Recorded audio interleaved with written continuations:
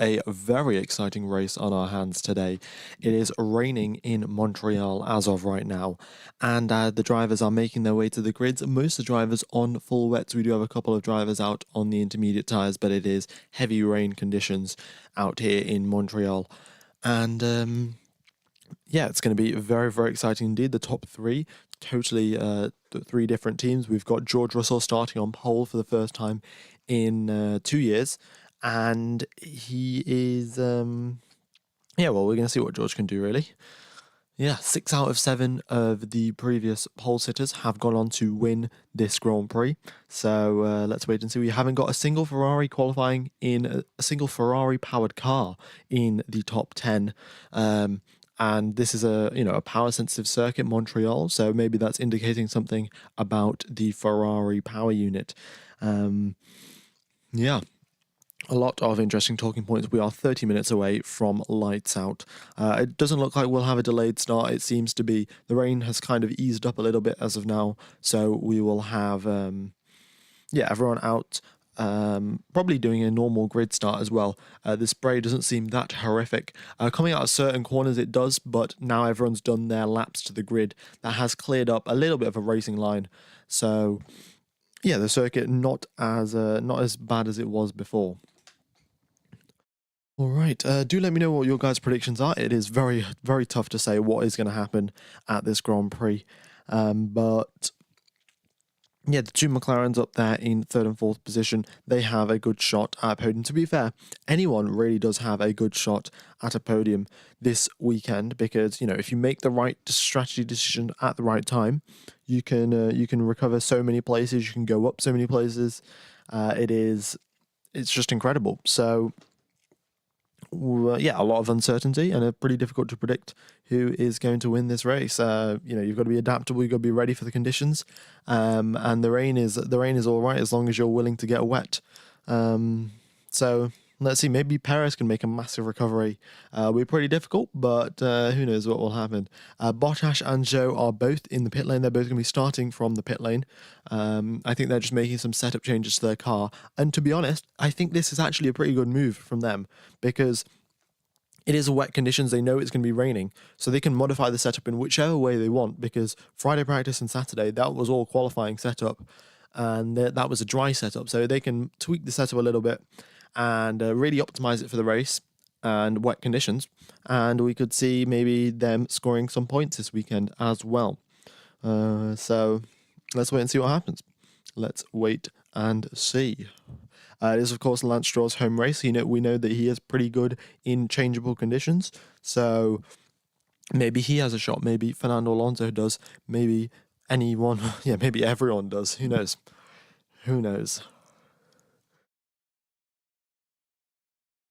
Right. But yeah, there's definitely a chance for crashes as well as, the circuit is quite narrow and the barriers are quite close as well. We could have a couple of crashes and we could have a couple of drivers go bowling as well. But the rain seems to be going on and off. As of now, it's currently stopped. But it was raining about 20 minutes ago, and it is still forecast to rain in the next 20 to 30 minutes. So, yeah, circuit still is totally wet, and yeah, why are Ferrari in the midfield all of a sudden? To be honest, I could not answer that question. Fred Vasseur after Monaco was like, right, it's time to carry on this momentum. We've got some really good momentum going. We've just got a race win. We're going to continue with this momentum onto the next race of the season, and here they are, not even getting through into Q3. And I don't know where their pace has gone, really. Maybe they've really optimized their setup for the wet conditions. That could be, a really 4D strategy by Ferrari. They knew it was going to rain. I mean, the forecast was from quite a few days out. It was saying, right, it's going to rain. So maybe they have optimized their setup a little bit more for wet conditions, and they'll be really good today. Who knows? Who knows what will happen?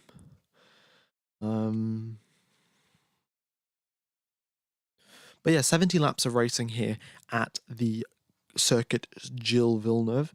And quite a lot of action up on our hands. We've got, potentially quite a few safety cars, quite a few pit stops as well, even if it is a dry race, which it won't be because the circuit's currently wet. But when the drivers do go on the dry tyres, if they go onto the dry tyres, sorry, it's also a two-stop race. So we're going to have quite a few drivers, we're going to have quite a few pit stops, regardless of if it rains or if it doesn't, which is always good to hear. Red Bull do have the quickest car according to race pace simulations, but the qualifying pace simulations weren't particularly accurate when it came to predicting what happened yesterday. So I'm going to go with, George Russell genuinely believes he can win this race today. Like, he thinks Mercedes is the quickest car. He said it in an interview as well. He was like, I think Mercedes is the quickest car at this circuit. So who knows what happens?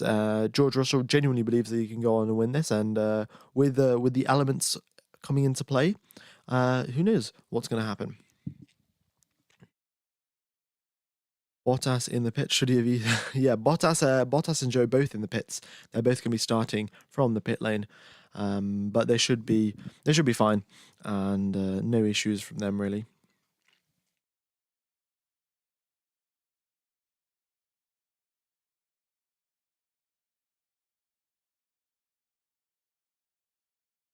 Yeah. Okay. Do you want Max to win? I mean, if the race is exciting and Max wins, I still wouldn't complain. So yeah.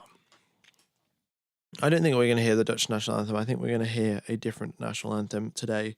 What was I going to say?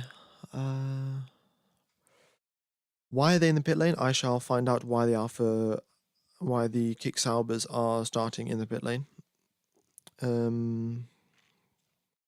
They've decided to change the rear wing specification after quali. So they've changed the rear wing after quali, and that is why they are starting from the pit lane. Hello, Yano Trulli and Juralastic. I am going to be rooting for Fernando Alonso in today's race. Fernando Alonso, Yuki Tsunoda.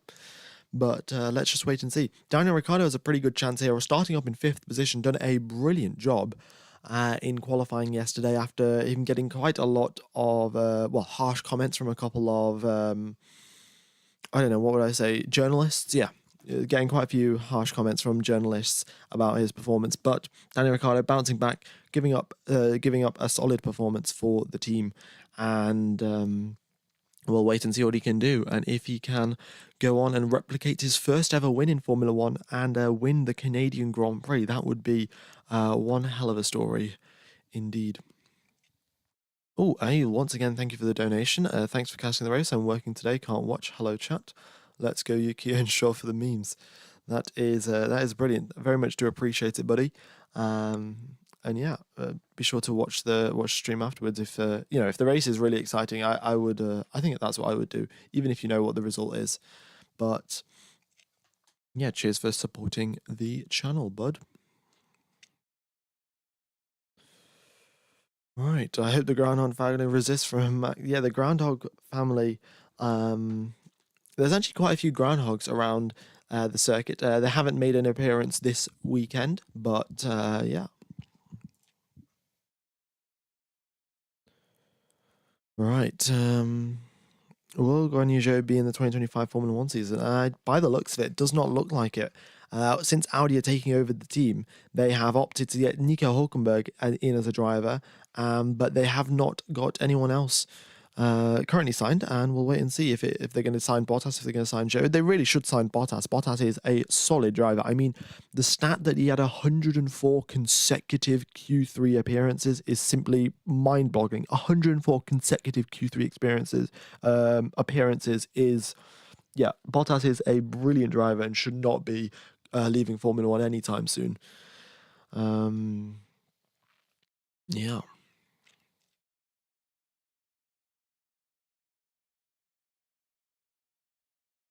Okie dokes.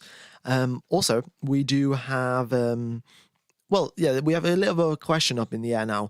Initially, the conditions were starting out on full wet tires, and all of the drivers would have said, right, it's time for full wets. But now, over the radios, we've had a little bit of discrepancy between the drivers. Some of them have said, okay, we want intermediate. Some of them want full wets. And this might be a pretty critical thing. I think going for the intermediate tyres is probably the right decision, even if you are a couple of tenths slower or seconds slower, even on the opening 2-3 laps. With 20 cars driving around a Formula One circuit, that clears up the track a lot. And if the rain doesn't fall any harder than it already is, then intermediate tyres could be the way forward. Now, that's really got to be taken into account. 20 cars driving around an F1 circuit is basically like a vacuum. They just suck all of the air off the circuit and throw it off onto the grass or off the racing line, basically. And the intermediate tires might be the right choice. So if I was a Formula One strategist, that's what I would be doing. But I'm not a Formula One strategist, and let's wait and see what happens. Currently, it is not raining as of now, but it was raining 20 minutes ago, and it is forecast to rain in 20 minutes' time. So, yeah. Should Mick get a seat and where? Well, Mick, I think, is currently a test driver at Mercedes, and there is definitely a chance that he could drive for Audi, as he is a German driver as well, and they've already signed Nico Hulkenberg. But does Mick have the performance that Nico to match Nico Hulkenberg and also meet the expectations of Audi? I don't know. I mean, I'm sure he's developed as a driver, being a Mercedes test driver, but who knows? Who knows? It is up to the Audi Formula One team to decide.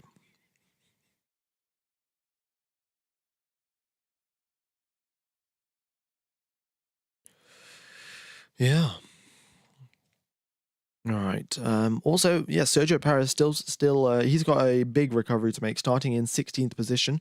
This circuit does have 3 DRS zones. Those zones will be disabled when it is raining. We'll have to bear that in mind, so that will reduce the chances of overtaking happening a little bit. But yeah, so that's what's been going on. And 16th position there for Sergio Perez, and he's got a lot of ground to make up in this Grand Prix. Do you think Mick could go to Alpine for 2025? That is definitely an option. I don't know who would be driving for Alpine, since Esteban Ocon has announced that he is leaving. Well, he's not been announced he's leaving. It's been announced that Alpine is not going to sign him. Yeah, right. The Saubers are in the pits because they've changed their rear wing. They have changed their rear wing specification after the qualifying, and they've decided, right, we're going to change the rear wing, and rightly so. How hard will it be raining? Well, it's tough to say. Unfortunately, I'm not a meteorologist, and I haven't got the weather radar up right now. But what the clouds indicate, they are pretty dark, grey, gloomy clouds, and they are moving towards a circuit with an arrival time of 20 minutes. So, yeah, the drivers, the team principals, the strategists, they've all got their heads in a little bit of a twist, and they're not sure what to do. The circuit, as of now, is drying up because it stopped raining. But in 20 minutes' time, if there's heavy rain forecast, then would you want to start on the inters? Would you want to start on the wets?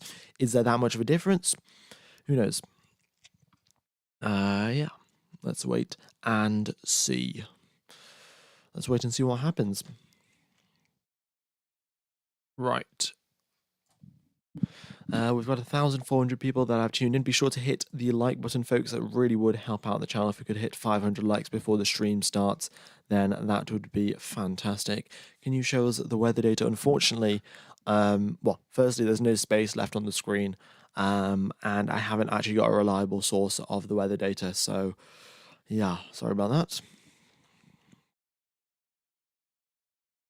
Is Ricciardo safe from getting replaced by Lawson? Well, maybe his performance today will dictate that, but I think Red Bull, the sort of leadership at AlphaTauri will have some sort of, requirements that Daniel Ricciardo will have to fulfill, and if he does fulfill them, then he gets to keep his seat. If not, then Liam Lawson will be knocking on the door. We'll have to wait and see. And look at that, we have got the 2 Ferraris in a Williams sandwich. They are in between the 2 Williams. Like, they have gone from winning races to now being in between the Williams cars, which is not a great sign, to be honest. Not a great sign whatsoever. Maybe, yeah, I think there might be something to do with the Ferrari power unit, because if there isn't a single Ferrari power unit car in the top 10, now we know the Saubers aren't that quick. Haas, they have a habit. You have a habit of seeing Hulkenberg or Magnussen, one of the two, make it through into Q3, but neither of them made it through either. Hulkenberg getting knocked out in Q1 and Magnussen just making it through into Q2. Yeah, those drivers being able to make it through into Q3 either, it kind of indicates that there might be a bit of a lack of power from the Ferrari power unit, or some sort of related issue with it, that then maybe it's not reliable enough, that so they can't push to the maximum, they can't use a higher engine setting. But it's tough to say. And yeah, the power sensitive circuits, Ferrari haven't done as well as expected.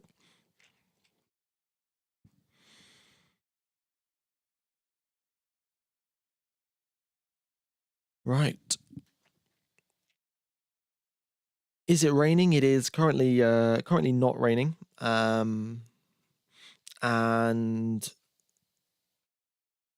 yeah, currently it isn't raining, but it is forecast to rain. So and the drivers will most definitely be starting the race on the intermediate tires. At least, maybe maybe they'll start on the full wets. Let's wait and see.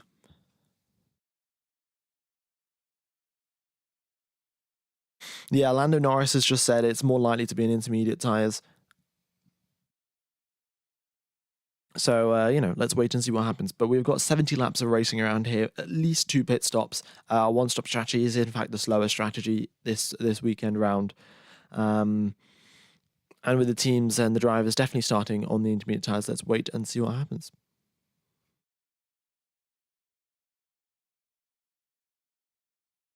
Right. The Kick Saubers are starting from the pit lane, folks. Yeah, Lando's saying that in an interview to Martin Brundle as they make his way to the national anthem. Oh yeah, risk of rain 100% just been published by Race Control, so I think that's fairly indicative of what's going to happen. Why did Yuki not get Perez's seat for Red Bull in 2025? Yeah, that is a pretty tough question to answer, but I think it's to do with the fact that Red Bull kind of just wants stability. Once you're, right there at the top of the pack, you've already won 2 championships. Not two, sorry, they've won 3 championships. Well, they've won 2 constructors championships, right? And when you're there at the top of the pack, you don't kind of want to disturb what's already working. Like, admittedly, Sergio Perez hasn't been doing the best as of late. Getting knocked out in Q1 2 times in a row, not ideal. But whatever their situation is with Perez being able to handle and actually drive that Red Bull car, it's working out better than whatever they think is going to happen with Yuki. Yuki could get into that car and he could be really, really good. But there's also the chance that he could get into the car and then he have absolutely no pace whatsoever, and even worse than Sergio Perez. And I think they're just playing the safe option and saying, right, well, we know Perez can do a half decent job. And if he can do that, and that's all we require of him, then we'll just continue as things are going.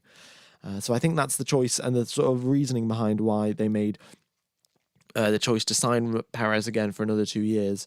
Even though Yuki Tsunoda may be slightly quicker, I guess it's not the safest option. And when you are right there at the top where you've got everything to play for and everything to lose, maybe the safest option is the way to go forward. All right.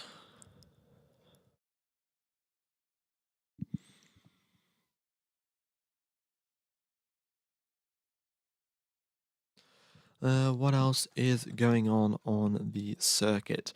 Nothing as of much down. The circuit is very much crowded up with all of the engineers and the drivers who are now making their way back to their cars and getting in. Yeah, we're 12 minutes away from the formation lap, and then after the formation lap, we will have a normal grid start as of now.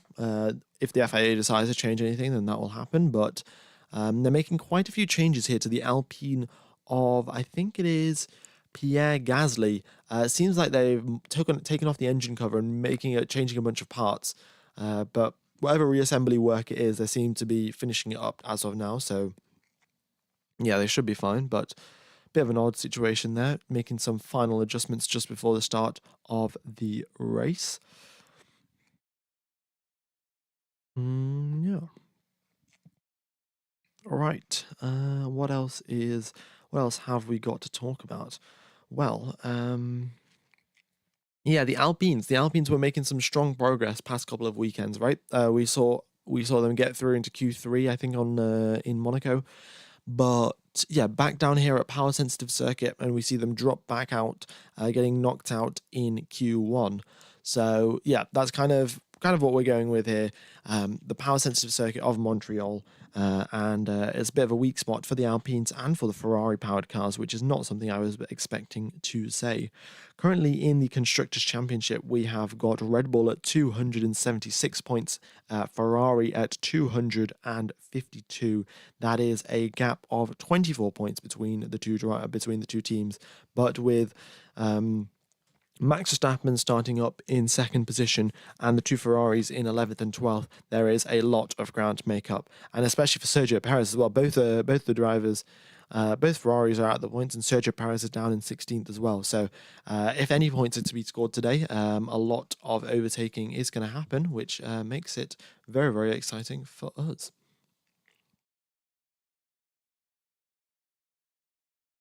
All right. How long for a pit stop here? I shall update you with that information. Let me just get that up.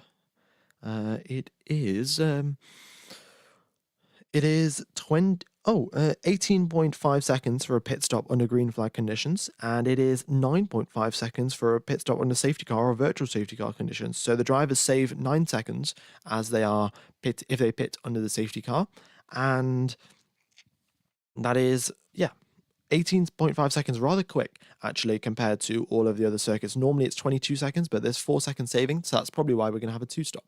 GS88, thank you for the €5 donation. Very much do appreciate it, buddy. Thank you. Go Ricardo. Yeah, indeed, Ricardo up in 5th position, and he definitely has a solid chance of a podium today. He's got a lot of experience. He's in fact won a race here in Montreal before, so let's wait and see what he can do. But yeah, thank you for the first donation. First super chat from GS88. Right. Here we go then. What's it? 9 minutes away from the start of qualifying.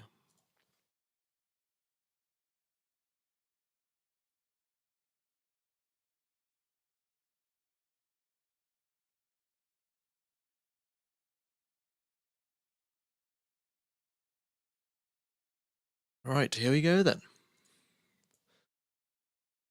Oh no, it's not start of qualifying, start of the race. Okay. Right, what else have we got to talk about? Oh yeah, the chance of a safety car. There is 67% chance of a safety car here, and the same thing for a virtual safety car from 2016. So yeah, quite a few incidents we've had here over the years. Not a single red flag though. So we'll wait and see what happens. I think the teams will be looking and kind of expecting a safety car. We're in these sort of changeable conditions. You know, you have a driver that comes onto, oh, we've hit 71k subs. That is brilliant. I mean, yeah, these targets have just been flying and falling so fast. It's kind of wild. I guess I can. I guess do I increase that to 72 then? Sure. Because I think this is one of the fastest periods of growth for the channel. Like it's gone from 55k or something like that up to 70 really quickly. Yeah. What was I talking about? Oh yeah, safety car and the chance of a safety car. So I have a feeling that we will be starting from a normal grid start. The circuit is getting drier and drier as we speak. It is not that hot. Air temperature 16 degrees, track temperature 20 degrees. So, you know, the circuit is not going to dry up immediately like it did on Friday. On Friday, it was extremely hot, but it also did rain for a bit. And the circuit dried up in like 10 minutes time. George Russell was over the radio being like, oh yeah, it doesn't matter. The circuit has dried up and we can go out and, you know, do our practice session. But yeah, with the lower track temperature, we are going to have it's going to take a lot longer for the circuit to dry up. Oh, Craig, I don't know how to say your second name, but I'm just going to say thank you for the donation, Craig. 10 bucks. Thanks for great coverage. Very much do appreciate it, buddy. Yeah, thank you for the first donation to the channel. All right.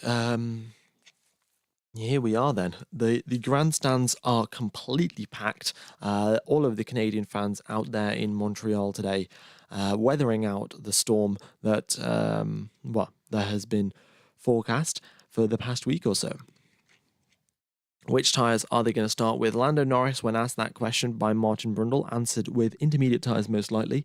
And that seems to be the accurate sort of thing. And as we are now a couple of minutes away from the start of the race, we have got radio checks coming through on the right side of the screen. Lewis Hamilton has just asked, are we on the same pressures? Are we on the same tyres? To his engineers, and we'll wait and see what's happening.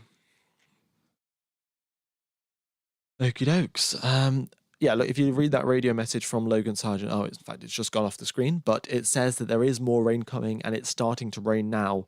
And there we go. Kevin Magnussen is just starting to rain again, as expected. So there we go.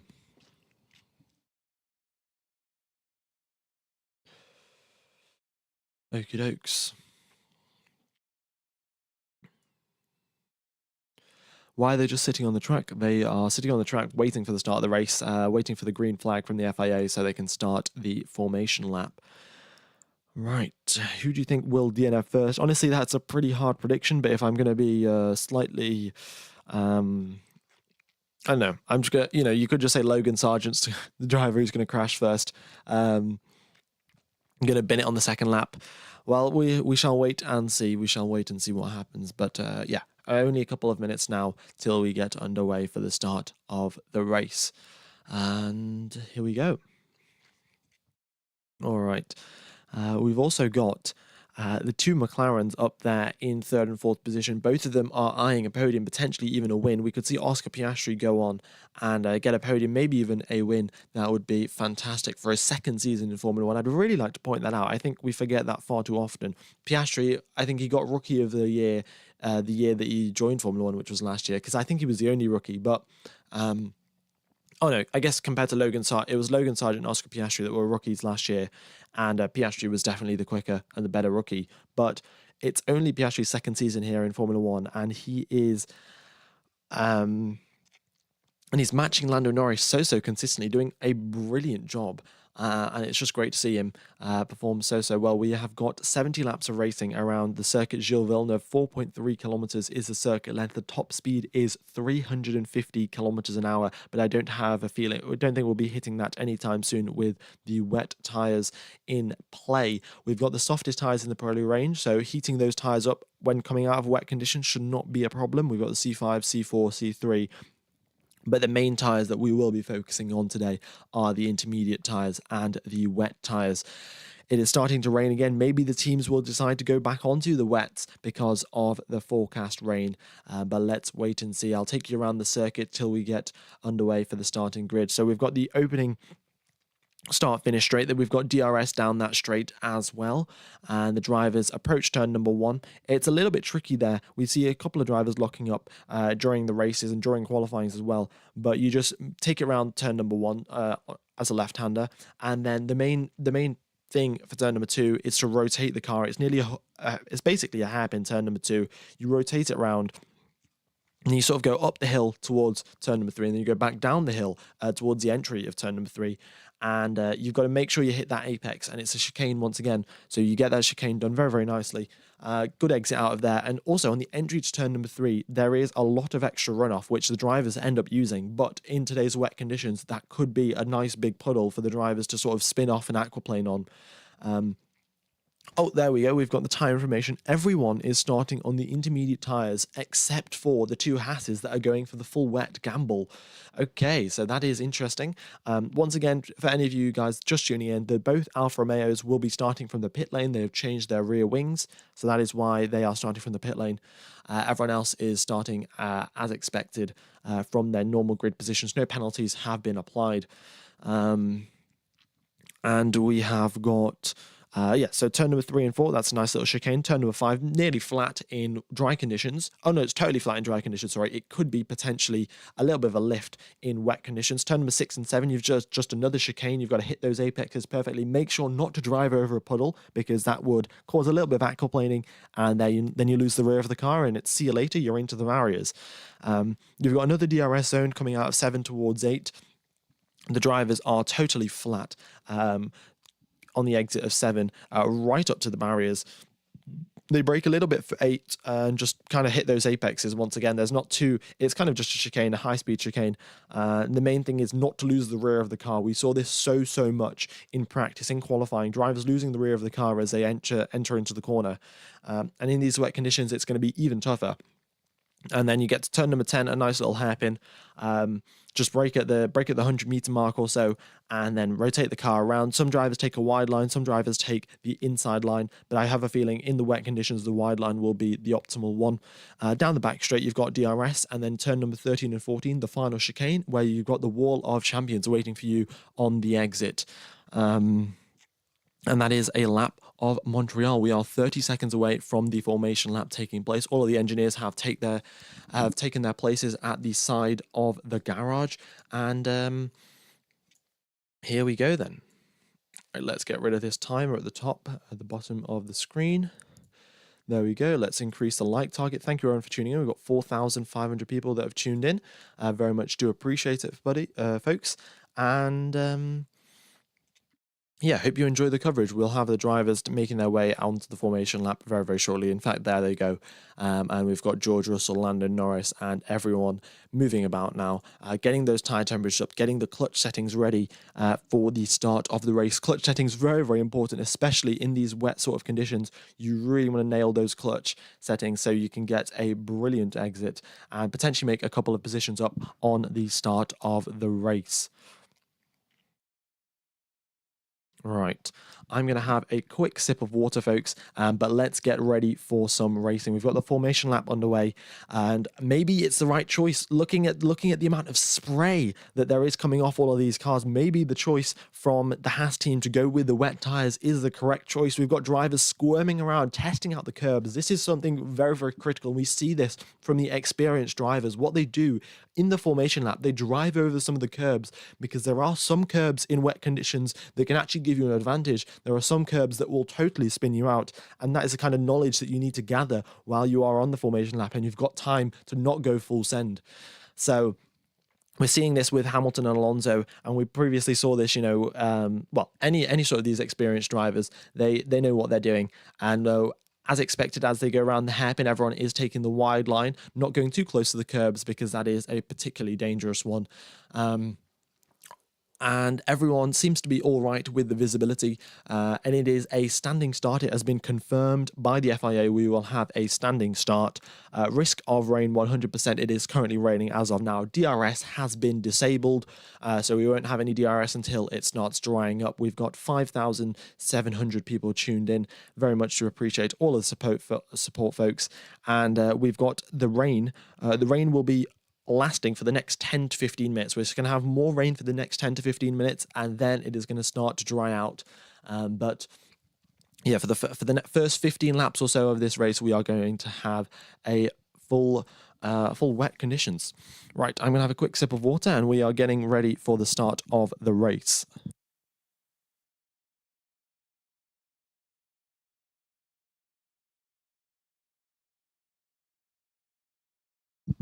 Right. Yeah, all of these drivers now doing a whole lot of weaving on the back straight here, doing a couple final little burnouts as well as they make their way to their grid slot. We've got the Saubers making their way to the end of the pit lane. They're starting from the pits because they have changed their rear wing after qualifying. I think they've optimize their setup for wet conditions, and maybe you could see them go all the way up into the points. But we've got the final couple of drivers now approaching the back of the pack. The safety car and medical car is lined up and ready to be deployed at any moment's time. We've got the rain lights flashing from every single car, and there we go. We have Esteban Ocon lined up at the final flag. We've got a man waving his green flag. We've got 3, 4, 5 lights, and it is lights Out and away we go, and that is a great start from George Russell, cutting across Max Verstappen already as they go towards turn number one. There is a whole lot of spray, but Russell goes into turn number one nicely, and there's single file, and Alonso goes round the outside of Daniel Ricciardo. Great start there from Fernando Alonso. He's onto the back of Piastri, and now here they go down the hill towards turn number 3 and 4, and we've got a yellow flag at the back. We might have had a bit of an accident, but no, the yellow flag's gone away. Everything is a-okay, and line astern, everyone makes their way down, and there have been so many position changes. Esteban Ocon up 4 places off the start of this race. Fantastic job from him. And Esteban Ocon only up 1 place. Yeah, look at this, and we've got the Ferrari of Charles Leclerc going a little bit wide there, missing the apex, trying to overtake Lance Stroll. Kevin Magnussen, what a move around the outside of Alex Albon, and look at this, both Haas cars starting on the wet tyres, and they are making up so much ground here. The wet tyres are the way forward, but how much longer will that last for? How much longer will that advantage be? As the circuit will dry up, the drivers will be driving over the exact same line, making it drier and drier. Oh, and we've got Norris goes wide on the exit of the hairpin, and Piastri is right on his tail. We've got Leclerc going round the outside of Kevin Magnussen. Magnussen makes up another position, and he's now right on the back of Stroll here. Magnussen is on an absolute roll, up 5 places off the start of this race. Brilliant job there from Kevin Magnussen, and he's looking to overtake Stroll at his home Grand Prix, going into turn number 13 and 14. Kevin Magnussen, another overtake. Charles Leclerc goes so deep. Oh my God, Charles Leclerc. He's gone deep, missed the corner, and then just cuts the chicane, and he looks like he's going to lose another place here to Yuki Tsunoda, and thankfully Tsunoda backs off, and Charles Leclerc holds that 10th position, but a bit of a mistake there from Leclerc, outbraking himself and going straight through the chicane. But now look at that purple third sector there from Kevin Magnussen, and Magnussen now ahead of Ricciardo. That is Magnussen on a roll, up 7 places. We're going to need a replay of this once the race is over. But now Kevin Magnussen has got Hamilton up ahead of him. Let's wait and see what he can do and how much longer this pace advantage will last. And let's see what Nico Hülkenberg can do as well. He's only a couple of places behind, and both Haas's are making up some insane progress. Yeah. Oh, look at that. K-Mag has gained 1 second on Lewis Hamilton in the space of 4 corners. 4 corners, and Kevin Magnussen. And there we go, another overtake. And boom, Kevin Magnussen ahead of Lewis Hamilton. And now he's up into 6th position. So this is the thing. The wet tyres are working really, really well. But at some point, these drivers are going to have to pick Kevin Magnussen, Nico Hülkenberg. They're making up great places now. But at some point in time, they're going to have to come into the pit lane and lose 18 seconds in there, changing onto a set of different tyres. Russell's come over the radio saying this level of rain is worse than expected. And Kevin Magnussen now right on the back of Fernando Alonso as they go towards the Wall of Champions, turn number 13, and another overtake there for K-Mag. And at this rate, we could see K-Mag going up into 1st position. George Russell, who's got no spray, is complaining about the rain here. And Kevin Magnussen is doing a fantastic job. And look at this. If you read the radio messages, all of the radio messages are about what Kevin Magnussen and what Nico Hülkenberg are doing. It's the fastest lap of the race from George Russell, a 1:36.5. Max Verstappen 2.5 seconds behind. He's got a bit of clear air ahead of him. That means he's not going to have any spray. But despite the spray, we've got Kevin Magnussen right on the back of Piastri. And look at that. Hülkenberg makes a brilliant overtake as well, up into 9th position. Solid job indeed. Right, folks, if you are enjoying the coverage, be sure to hit the like button. It really would help out the channel if we could hit 1,000 likes. And be sure to subscribe as well. I commentate all of the Formula 1 races, all of the qualifyings as well. So if you are enjoying the coverage, be sure to hit the like button and subscribe. But back to the race at hand. Kevin Magnussen all over the back of Oscar Piastri as they head towards the hairpin. It's a purple first sector from Kevin Magnussen. He's 3 turns quicker than George Russell on the previous lap. This is looking really, really good here. The question is, how much longer will this last for? How much longer will this advantage that the Haas's have for starting on the wets? How much longer will it last? When will they have to come into the pits? Because it is too dry for the wet tyres.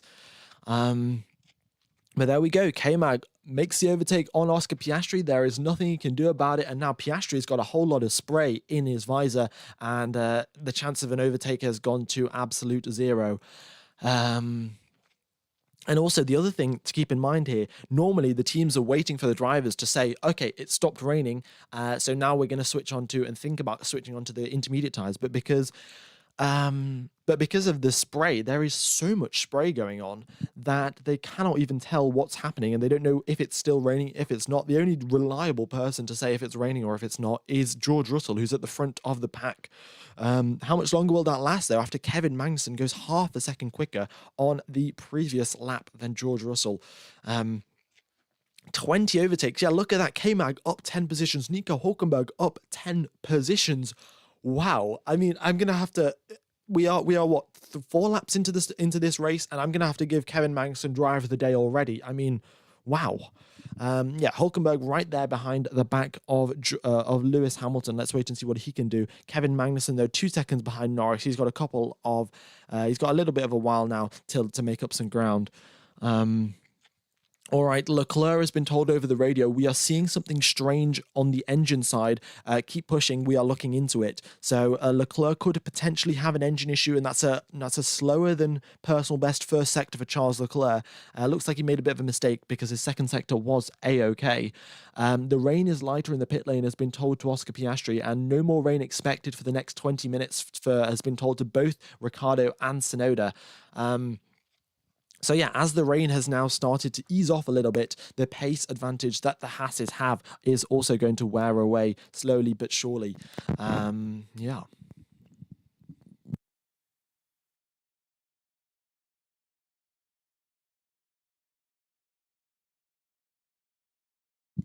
Right. Here we go then. It's a 133.9 from Kevin Magnussen, a very big advantage there. And in fact, he is gaining significantly there on Lando Norris. Let's wait and see what he can do. Oh, Leclerc has got engine issues. They've once again come over the radio to say there's more engine issues. That is not ideal, to say the least. We've already hit 1,000 likes. That is fantastic.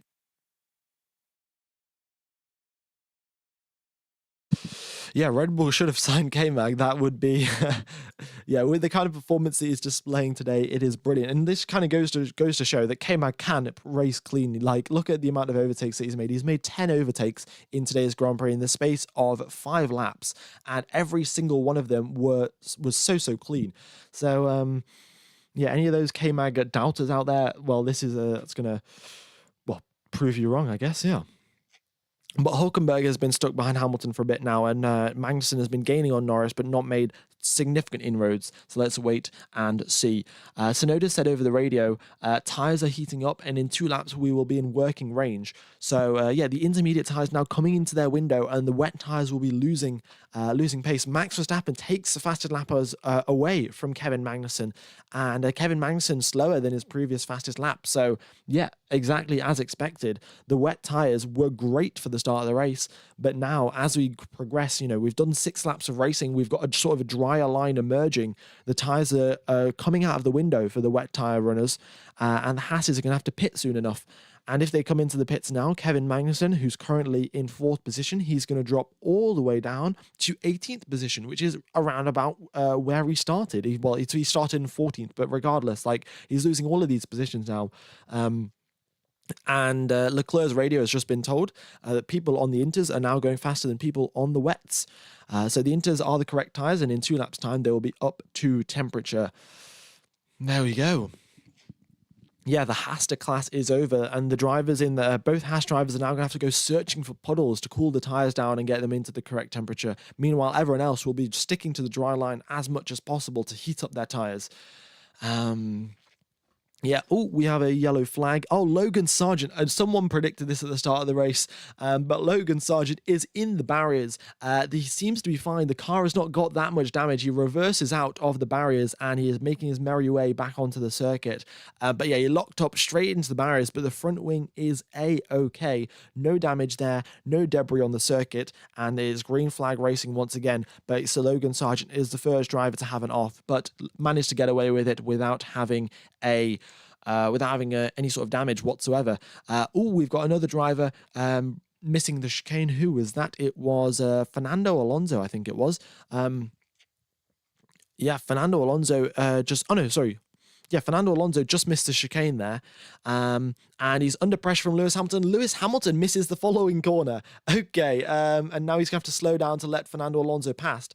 But yeah, Hamilton now going so deep. Oh, and Alonso, massive moment for him as he goes a little bit wide into turn number 3, gets all over a puddle and seems to momentarily aquaplane, but he saves it. So some good driving there from both Alonso and Hamilton, and both of them, in fact, now under pressure from Nico Hülkenberg behind. A very big mistake there from Alonso, and another even bigger mistake by Lewis Hamilton, who was trying to overtake him. Here we go then. Leclerc's come over the radio to ask how much are we losing over the straights. Oh my God, Leclerc's losing half a second over the straights. He's just come over the radio to ask how much am I losing over the straights. He's losing half a second of pace down the straights. That is terrible, considering that Montreal has got so many straights here, half a second a lap. So if Leclerc was going half a second a lap quicker, he would be matching the times of Lando Norris and Kevin Magnussen up in 3rd and 4th position. It's crazy. K-Mag comes into the pits. I think they've decided the wet tyres are suboptimal at this moment in time, so they've now decided to switch on to the inters. We've got George Russell with the fastest lap of the race. And the Haas team weren't ready. The Haas team are slow coming out of the garage, and they were not ready. I think maybe K-Mag made a late call or something, but K-Mag made a call at 8.6 seconds for a pit stop after all of that work that Kevin Magnussen put in, all of those overtakes. He suffers the consequences by making a late call coming into the pits, and the team weren't ready for him. He loses out 8 seconds in the pits. Not great whatsoever there for Kevin Magnussen. I'm sure Nico Hülkenberg will be told to give some extra warning, but as you can see from his previous lap, every single corner, every single sector was already yellow, and it is slower than his personal best, so he has got to definitely come into the pits sooner or later. Right.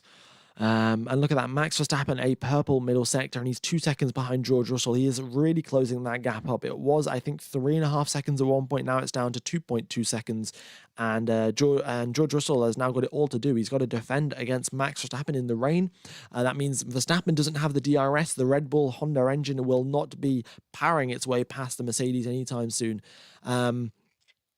And there was a yellow flag. Okay, so if you guys remember right back to the start of the race, the reason why there was a little momentary yellow flag and it went right back to green was because Ocon got spun around, I think, for some reason Ocon got spun around. Okay, so Ocon got spun around because Perez touched him, and then he sort of he did a half spin, and then Perez touched him again and fixed the spin. So basically, Perez and Ocon had a little bit of a contact.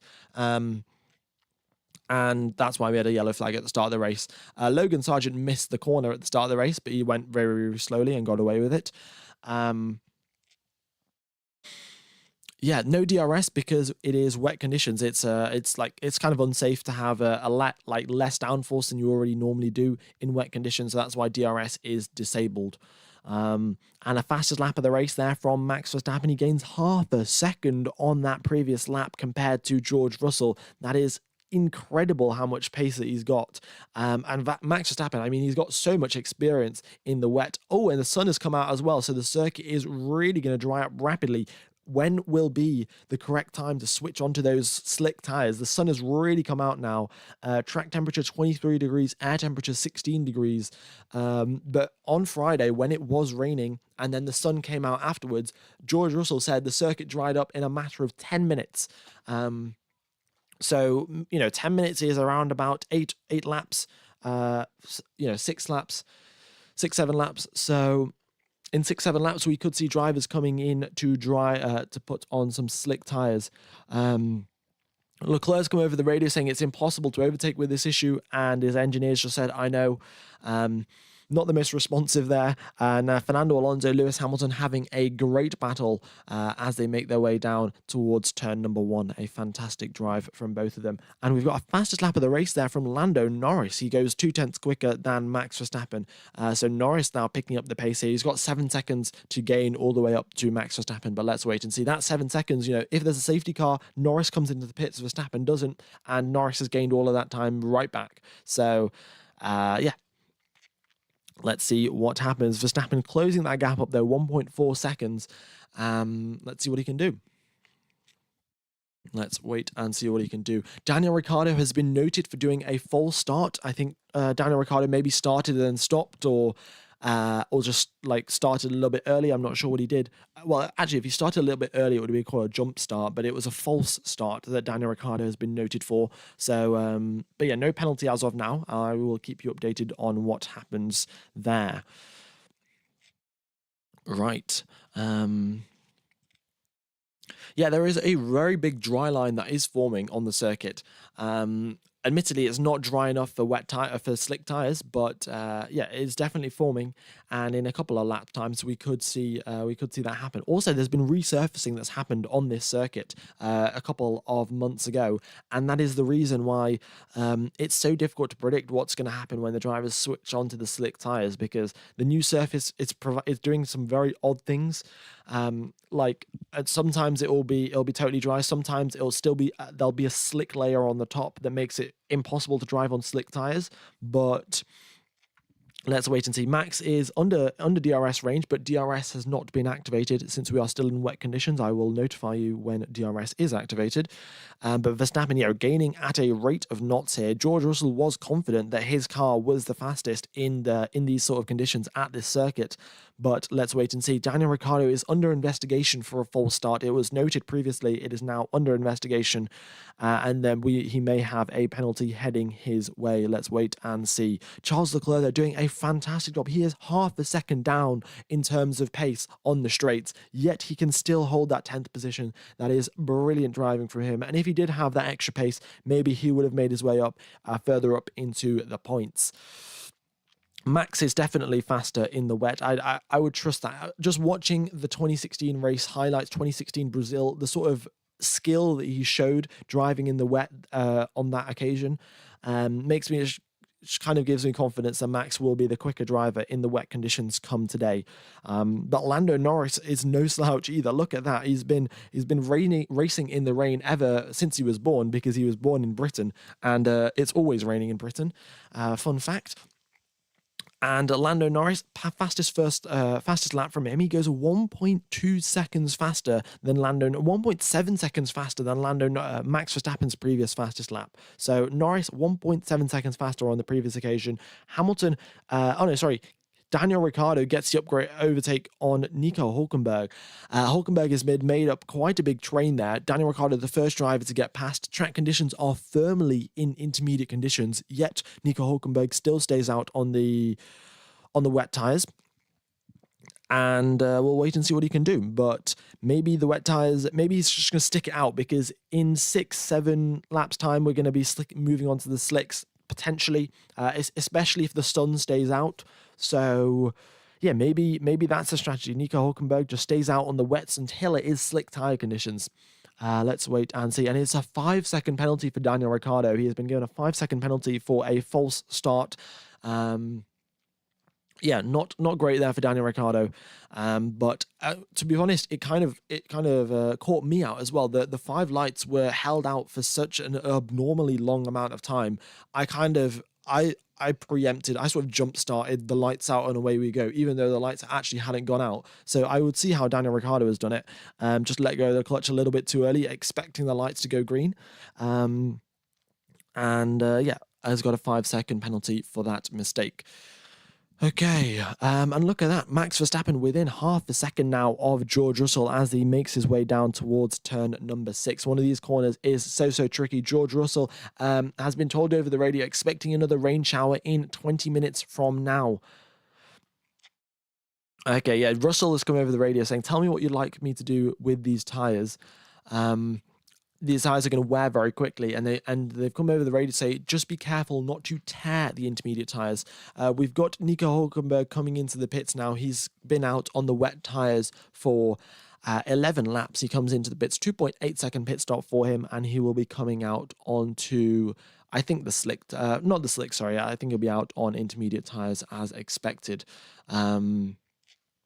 Let's wait and see. I'll just confirm that once he comes out of the pits. Yeah, there we go. Intermediate tires for Nico Hülkenberg. And look at that, George Russell moving off onto the offline of the circuit, going all over the puddles to sort of reduce the temperature of his tires, make sure that they don't wear out too quickly. Meanwhile, his teammate Lewis Hamilton is right on the back of Fernando Alonso here. Without DRS, he's struggling to overtake. Fernando Alonso, his rain light is flashing. It's difficult to say if his battery is recharging or on full deployment mode. But as Alonso is holding that fifth position very, very nicely and is keeping a Lewis Hamilton behind him, those two have a very long history of rivalry, and let's wait and see. Rain coming in 20 minutes. This could be the strategy for Nico Hülkenberg. With rain coming in 20 minutes, he knows that his tyres aren't going to wear out for the next 20 minutes. And this is what George Russell has said. George Russell said, in 20 minutes time, I think it's going to be time for slick tires. And then his engineer came over the radio being like, well, that's exactly when the rain is going to start falling again. So it's a bit of a dilemma here. What do you do? Stay out on the slicks, stay out on the intermediate tires, wait for the rain to arrive, or if the rain is delayed, then do you switch onto the slicks early? Who knows? Who knows what is the best strategy? What happened with Sargent? Sargent locked his brakes going into turn number 6, went straight on into barriers, but because it was so slow speed, because he had unlocked the brakes and then slowed the car down, no damage whatsoever was made to his car. And yeah, he's just driving around just pretty normally now. All right, yeah, weather alert, rain in 18 minutes time. Lando Norris still fastest lap, currently holding the fastest lap, and going 4/10 quicker than Verstappen. He's closed that gap. It was previously 7.7 seconds, down to 5.3. Lando Norris really pushing the car. A 126, wow. He's 2 seconds quicker than Max Verstappen on that previous lap, and he's closing up at a rate of knots. Lando Norris, the British driver, and he's been told, he's been coached over the radio as well. He's saying opportunity between turn number 3 and 4 to gain even more time. So yeah, this is interesting, and let's wait and see what he can do. But yeah, Verstappen now right on the back of George Russell, and this is the closest he's been, and we could see an overtake in the next couple of corners. Both drivers, though, going offline, trying to cool their tyres down, just in case the rain arrives a little bit earlier than expected. Yeah, everyone's getting okay. So this is interesting. So rain in 20 minutes time, but they've just told Fernando Alonso that rain is only going to last 10 minutes. So we're going to have rain in 20 minutes, but it's only going to last 10 minutes. So maybe it's worth it to just stick out on the slicks and hope that it doesn't affect you too much. Is that the right choice? Who knows? It is tough to say. Now, Verstappen now hunting for wet patches on the circuit to cool his tyres down. And Lando is catching up. Here we go. Gap now 3.9 seconds between himself and Max Verstappen. And it looks like Verstappen is stuck behind George Russell. He probably could go quicker than him if he was ahead of him, but unable to get that overtake done. And the British driver of George Russell in the lead of the race helping the other British driver of Lando Norris catch up. And I'm sure he's not even doing it on purpose. Right.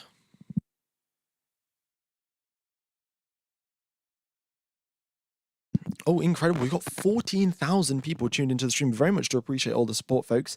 Be sure to hit the like button. It really would help out the channel if we could hit the like target and subscriber target. And yeah, hopefully you're enjoying the coverage. We've got 55 laps remaining of this Grand Prix. A couple more forecasts of rain incoming as well. And there we go, the next rain in 15 minutes time.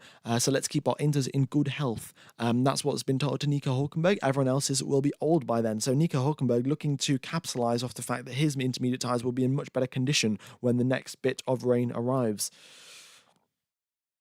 Okie dokes. Right. It is currently not raining. No, it is drying up, but it is raining in 13 minutes time. And the circuit is still a little bit wet. Yeah. Right. Wow, very, very interesting. Actually, driver, do let me know what you think is going to happen in the next set of rain. What do you think the best strategy is?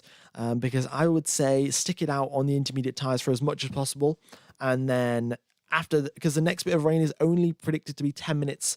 So after that 10 minutes rain has gone, Verstappen locks up and goes off into the grass, and Lando Norris is right on his tail. There's damage. There's bits of debris falling off Verstappen's car. That's going to be some serious floor damage for him. And a big mistake there from Max Verstappen, and Lando Norris is right on his tail. He falls off the back of George Russell, and Max Verstappen, in an effort to cool his tires down and go a little bit on the wet patches of the circuit, makes a massive mistake. So going into turn number 1, hits the brakes, and what does he do? He turns in in just too much speed, goes all over the grass, and there is some debris flying around, and Lando Norris is hot on the heels of Verstappen. Let's wait and see what he can do. Verstappen was previously attacking George Russell. Now he has got to defend himself against Lando Norris. Let's wait and see. Yeah, Norris now right on the back here. Gap is 0.6 of a second. And as he comes out of turn number 10, Verstappen has got a good exit. So has Lando Norris. All right. Very, very exciting indeed. Ooh, and we've got a new graphic coming up on the screen, and it's saying the first sector is pretty dry. The second and third sector is still intermediate conditions, but first sector might be where you can use slick tires. So let's wait and see what happens. Let's wait and see. Lando Norris going so far offline. Lando Norris not even in the slipstream, looking to get as much wet patches on his tires as possible. So yeah, it looks like Lando Norris has been in tire conservation mode, and with rain forecast in 15 minutes time, they're going to go all the way till the next stint of rain. Oh, DRS has been enabled, folks. DRS has been enabled by the FIA. So now Lando Norris has got a real chance here to overtake Max Verstappen. We've got 3 DRS zones on this circuit, more than most circuits. And Norris, with the DRS, is gaining on Max Verstappen. Let's wait and see. Does he make the overtake into turn number 13 and 14? That's quite an easy overtaking opportunity. Piastri with the fastest lap now, taking that away from Lando Norris, and he's now making his way up to the back of second and third position. Let's wait and see what happens. Piastri going purple. Both McLarens are on absolute fire here. Fernando Alonso still holding Lewis Hamilton back. Let's see what Hamilton can do now with some DRS. We might see a couple of overtakes that have been well overdue take place. Here we go, Lando Norris, he's got the DRS, but he's not even in the slipstream. He's too focused on cooling his tires down and playing the long game that he's not even using DRS to its full advantage. He's not even in the slipstream. It looks like he's just sat behind Verstappen, and he's just trying to take advantage of the fact they'll have DRS free pace. Interesting. Since when have you watched F1? I've watched F1 since 2018. Spa 2018 was my first Formula 1 race that I watched. Yeah. All right, Lewis Hamilton getting ever so close there to overtake Fernando Alonso. DRS has been activated, and that's really helped him out, but unable to get the overtake done on this occasion, so let's wait and see what he can do. But Norris now, this is the this first lap that Norris will have DRS for the entire occasion. Is he going to try and make that overtake happen? Let's wait and see. Indeed, we have hit the like goal. Let's go and update that. Oh, we're getting very close to 2,000 likes. That is incredible. And if you guys have not subscribed, be sure to do so. It really would help out the channel. Looking to hopefully hit 100k by the end of the year. That would be, that would be incredible. But let's wait and see what happens. Let's wait and see what happens. All right, here comes then Lando Norris right in the DRS of Max Verstappen, and he is so close on this time. He looks to the inside, but decides to maybe hold off his overtaking chances till the next corner, and here he goes. He doesn't even open the DRS going down the main straight. Actually, I don't know if there is DRS down the main straight. No, in fact, there isn't DRS down the main straight. That's why I didn't open it. But Norris right on the tail there of Max Verstappen.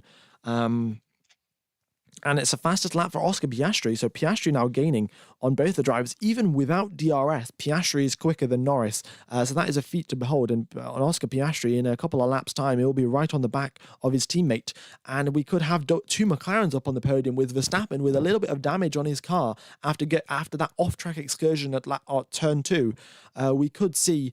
two McLarens up at the podium and Verstappen not even in third place. All right, Fernando Alonso. All right, there we go. Fernando Alonso is still managing to hold Lewis Hamilton behind him, even though DRS has been enabled. Lewis Hamilton is still ahead of it, is still stuck behind Fernando Alonso. So Alonso doing a good job there, and the Aston Martin managing to hold off the Mercedes. And this is Lando Norris. He's actually going for the overtake on this occasion. He's got the DRS. He goes round the outside. Verstappen concedes the place before they even get to the corner. And is Verstappen going to try for the re-overtake into turn number 1? What is he going to do? He is too far back, unfortunately. And Lando Norris has got that second place away from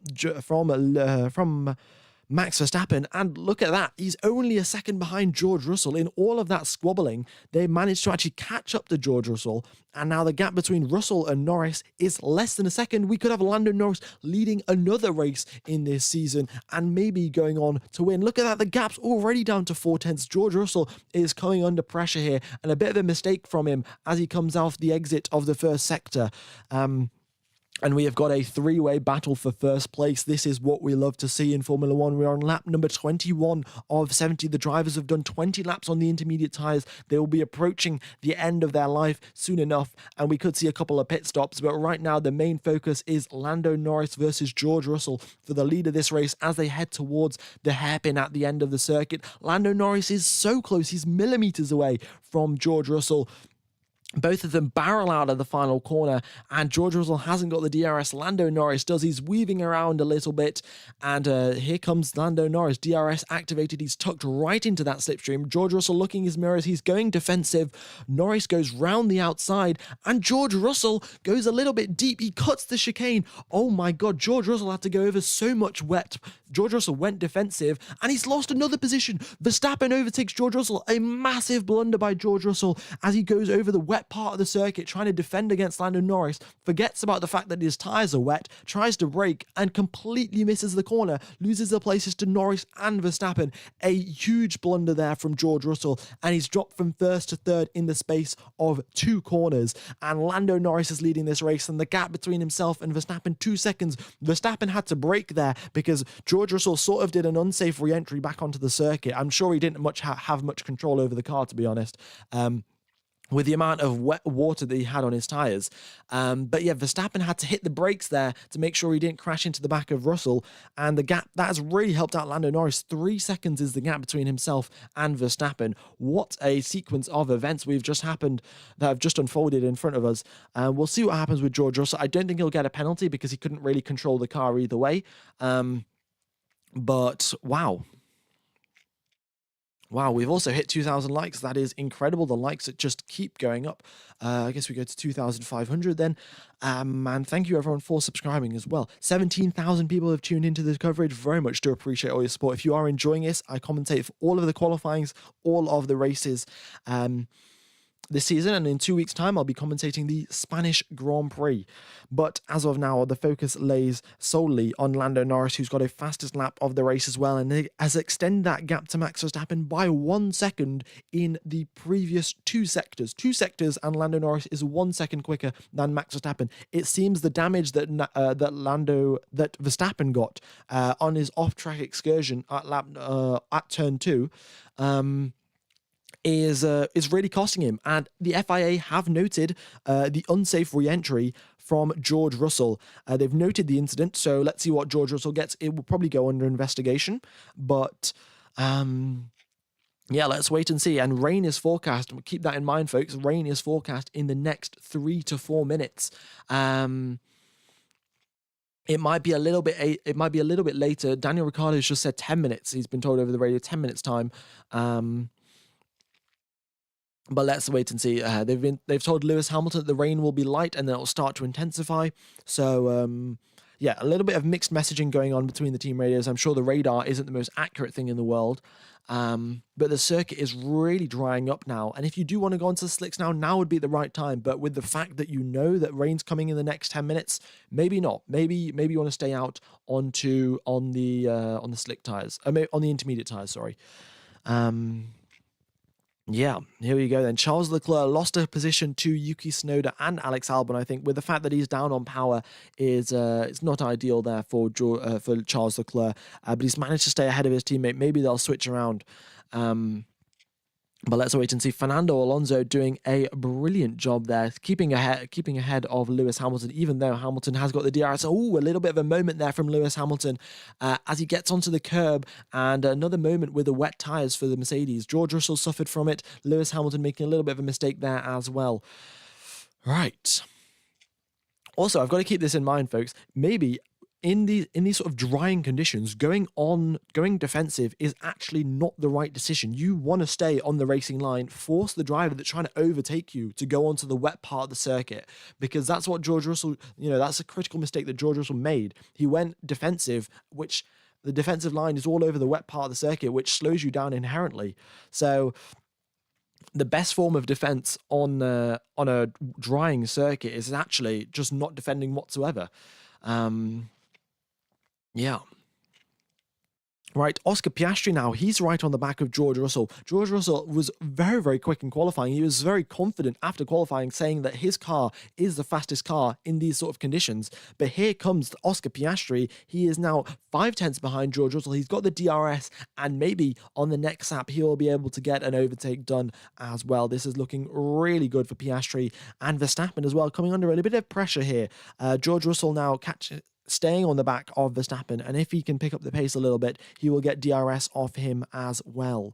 So, and yeah, Lando Norris, once again, I'd like to say he's building that gap every single lap. On the previous occasion, his lap was a 124.7 and Max Verstappen a 127.0. Oh, we've got a yellow flag. Who's that who's gone off? It is Logan Sargent. Logan Sargent has gone off again. He's crashed in the barriers, and this is going to be a safety car unless he can get his car to move again. He's stuck there. And he's completely stationary. His car seems intact. His rear wing seems fine. His front wing seems fine, but he is still stuck on the circuit. If he can get the car moving, it won't be a virtual safety car or a safety car. But if he can't and he's stuck there, we will have a full safety car deployed. And a couple of drivers, it might be worth to come into the pits. Let's wait and see then. What can Logan Sargent do? Is he still moving?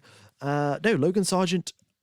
No, he is still there. No sign of movement there from Logan Sargent's car. We've still got the yellow flag, and we've got a full safety car. Full safety car has been deployed. Lando Norris has just missed the pit lane. I don't know if he wanted to come into the pits, but he has no choice at this moment in time, and he stays out on the circuit. What will Verstappen do? What will Russell do? What will Piastri do? They are all heading towards the pit lane. Guan Yu Zhou, the first driver to come into the pits.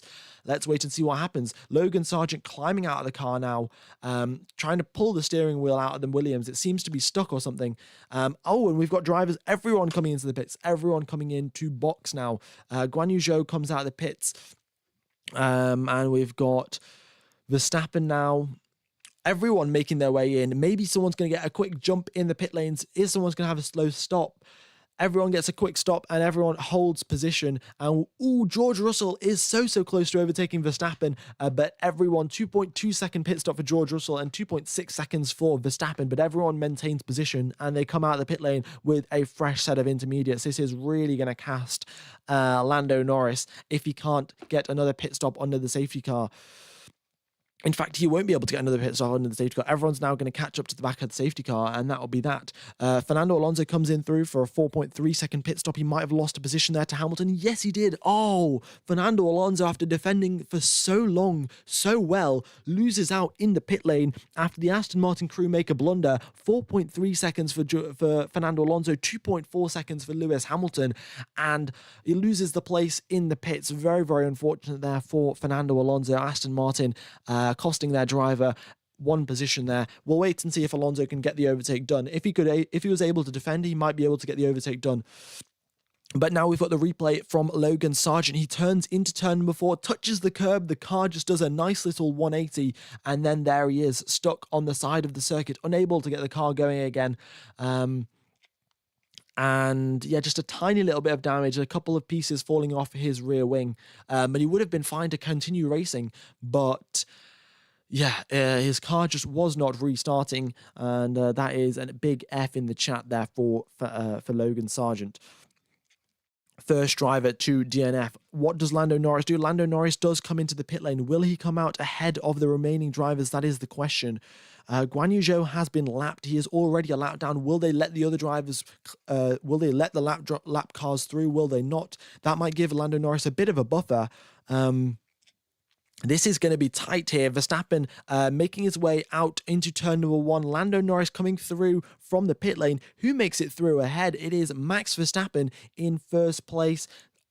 And Lando Norris in third place, Oscar Piastri in fourth, and Norris loses 2 positions due to the timing of the safety car after he worked so hard to build that 8 seconds gap that he built between himself and Max Verstappen, and the timing of the safety car has ruined everything, and he loses 2 places, and he's ahead of his teammate, but behind Russell and behind Verstappen.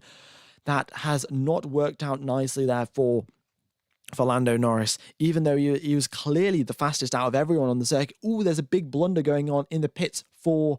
Daniel Ricciardo has served his 5-second penalty in the pit lane. So that is why... any sort of penalty that has been applied to Daniel Ricciardo, that has been taken away now because he served it in the pit lane. And yeah, bad luck with Lando Norris. He's missed the pit lane entrance. If I was... actually, it's very easy to say this in hindsight. Oh yeah, he should have just come into the pits. It was kind of obvious that it was going to be a safety car. But yeah, the circuit is looking very, very dry at this moment in time. The clouds, indicate that it's going to rain very, very soon. But as of now, the circuit is looking very dry. Verstappen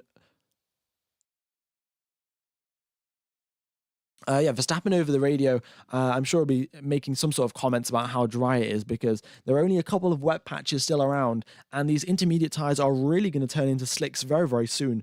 We'll wait and see what the FIA... The FIA do let Guan Yu Zhou around. He was lapped, and they've let him unlap himself.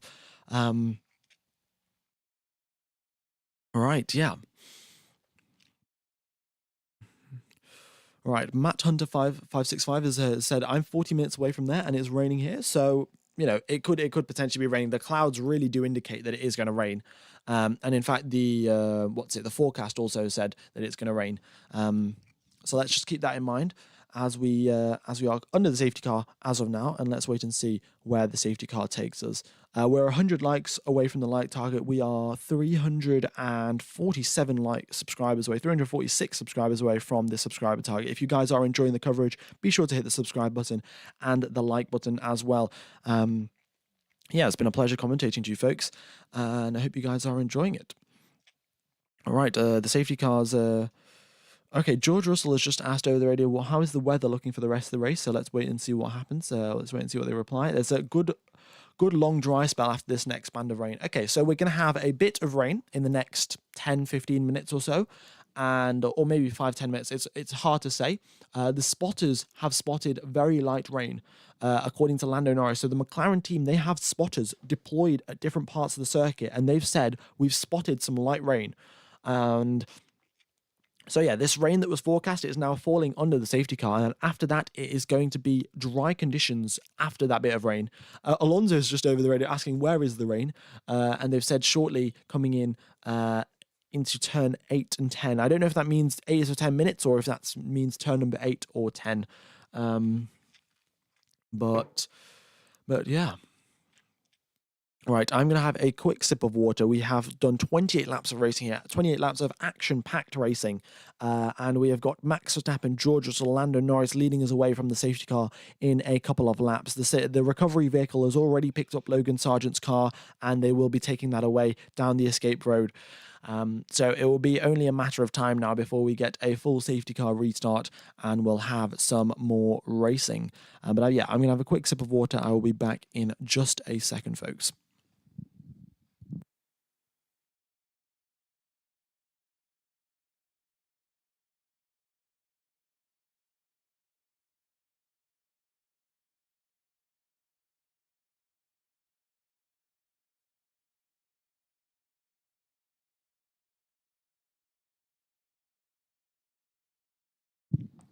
Right.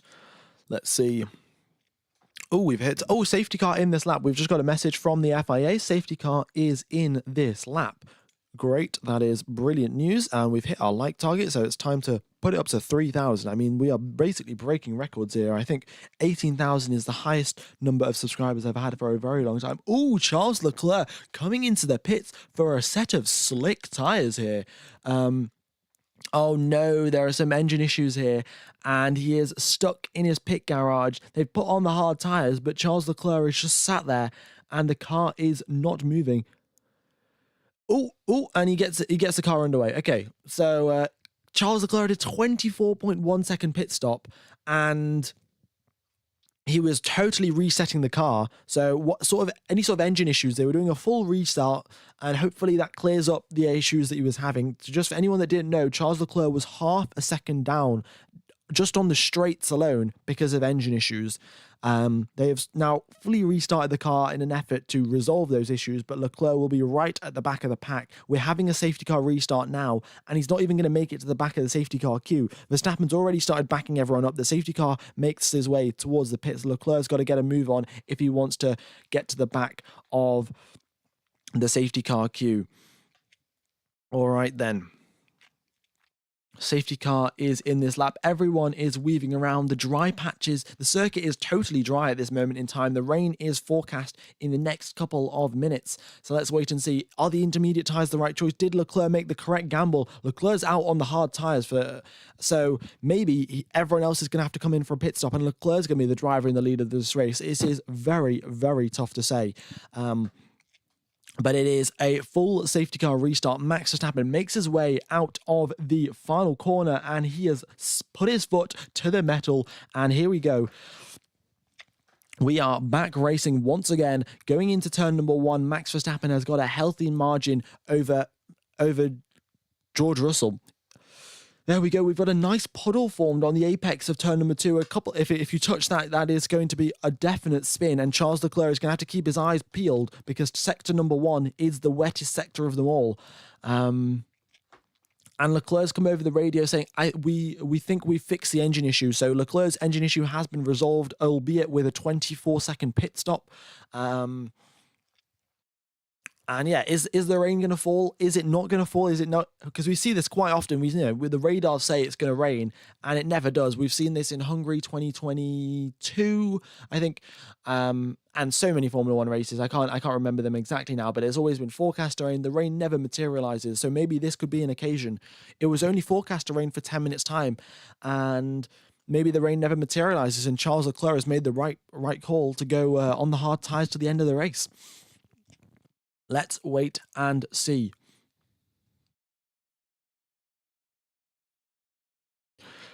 Okay, so they've told Leclerc 2 laps of rain and then it dries. That's what they've told to Charles Leclerc, so maybe that's what's going to happen. And then it's going to dry out. So maybe all of these drivers that came in for the intermediate tires, maybe that was the wrong choice. Maybe the slicks was the right choice. But yeah, Leclerc struggling a little bit. And if we just keep an eye on his pace, he's 4 seconds down in the first sector, 5 seconds down in the second sector. And, well, he hasn't completed the third sector as of yet. So let's wait and see. DRS has just been enabled as well. So yeah, we'll have DRS once again, and Lando Norris is within DRS of George Russell, and Russell is out of DRS of Verstappen. So Verstappen kind of running away with this, but maybe they'll make a strategy blunder. Let's wait and see what happens. All right, here comes Charles Leclerc coming across the start-finish line. What is his final sector going to be? It is 6 seconds slower. So he's 4 seconds, 5 seconds, and 6 seconds slower than the competition. He is really losing massive amounts of time, and I think it is too early to come out onto those hard tyres, and a very big blunder there from Ferrari. Yeah. Especially the hards as well. I mean, the soft tires, they could have worked in these conditions if you could bring some temperature into them. But the soft tires is not optimal. Oh, DRS has been disabled. They've enabled it, and then 5 seconds later, they also disabled it. I guess they seem it's a little bit too wet for DRS to be enabled, since they're expecting rain to start falling.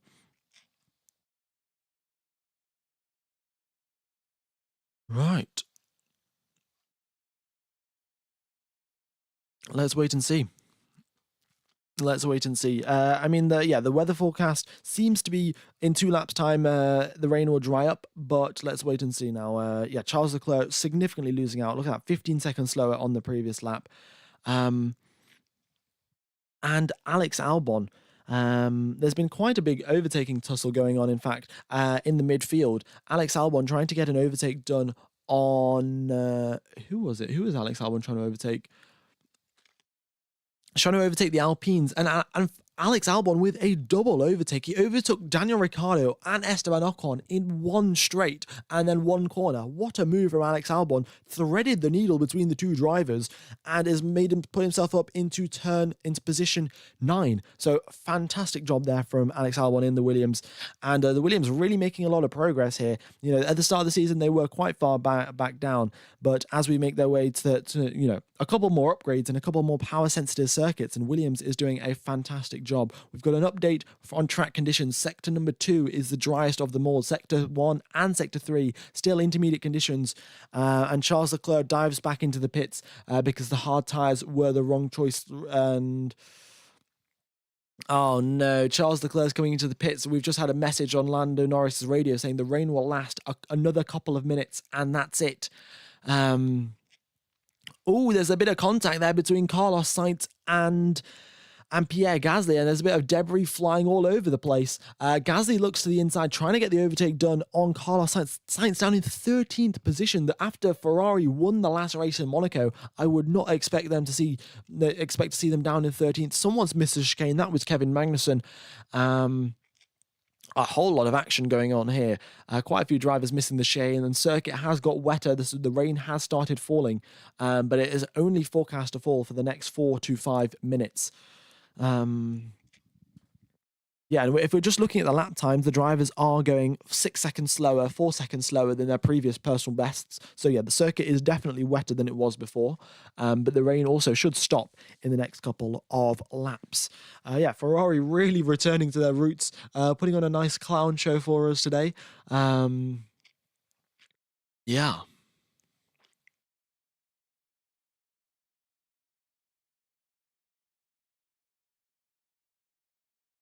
There's a bit of contact there between Carlos Sainz and Valtteri Bottas, and Carlos Sainz's front right end plate has been damaged and has been taken off. Carlos Sainz a little bit down on front downforce, but he should be fine.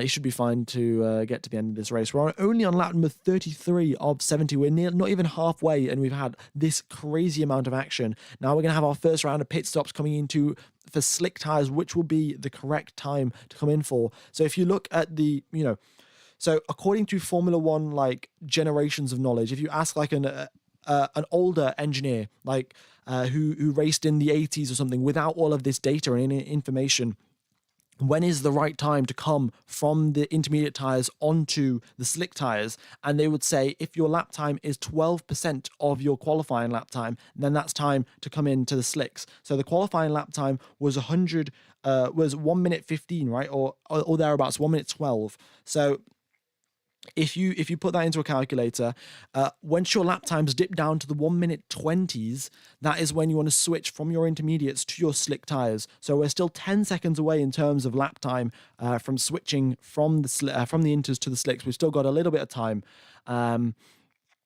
Because the circuit is still very, very wet, as we've had a bit of rain fall during that safety car period. Right, Charles is about to get lapped. I mean, this is not a good showing. After winning the previous race, and Fred Vasseur saying, "Oh yeah, I want to keep the momentum going. Ferrari have been on an upward trajectory. I want to keep the momentum going." With Charles Leclerc in 19th position, last out of everyone, and about to get lapped by the race leader Max Verstappen. It is not a good look whatsoever.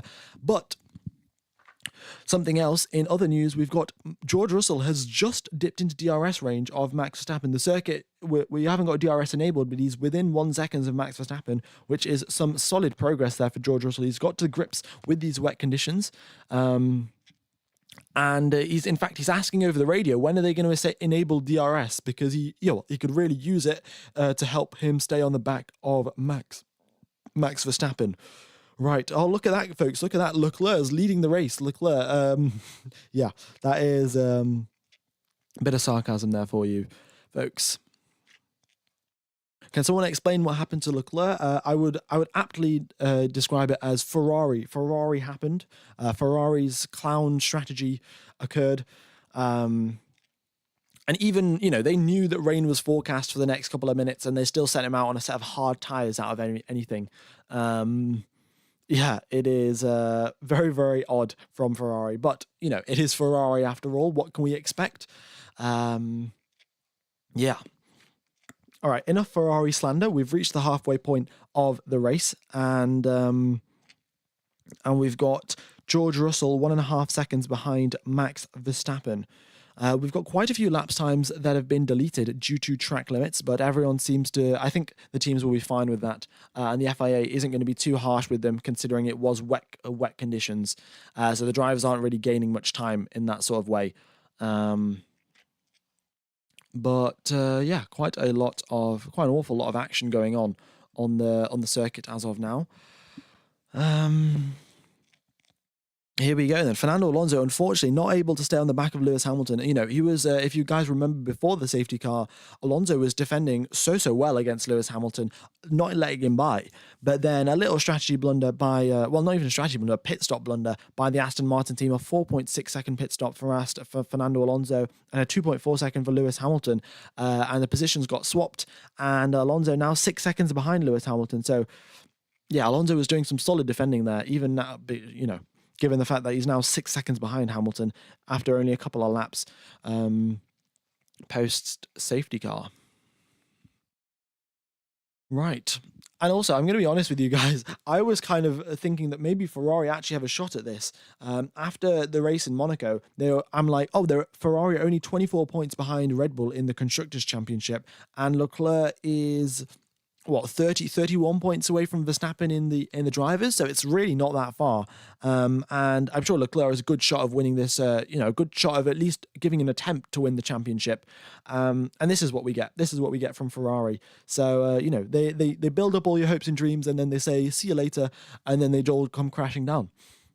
What can I say? But look at that. The lap times are tumbling. Previously, it was a 1 minute 30 lap. Now we are down to the 1 minute 26s. If it continues at this rate, in about 4 or 5 laps time, we will have slick tyre conditions. And let's wait and see. Let's wait and see what happens. All right. Thank you everyone for tuning in, by the way. We are now approaching 3,000 likes. We've got 18,000 people tuned into the coverage. That is fantastic. I think one of the highest numbers I've ever had. So yeah, very, very grateful indeed, and hope you guys are enjoying it. It's been a pleasure commentating to you guys. You're doing a very exciting race as well. Given the fact that the race is exciting, makes it a whole lot better compared to Max Verstappen just leading the race. Well, in fact, Max Verstappen is leading the race, but the race is exciting, so it doesn't really matter. DRS is still disabled. The rain is still a little bit too heavy for the FIA's liking, so we will have rain we will have DRS enabled probably in the next 5 or 10 laps or so, but nothing as of now. And yeah, I'll let you know when the DRS is enabled. Congratulations, brother.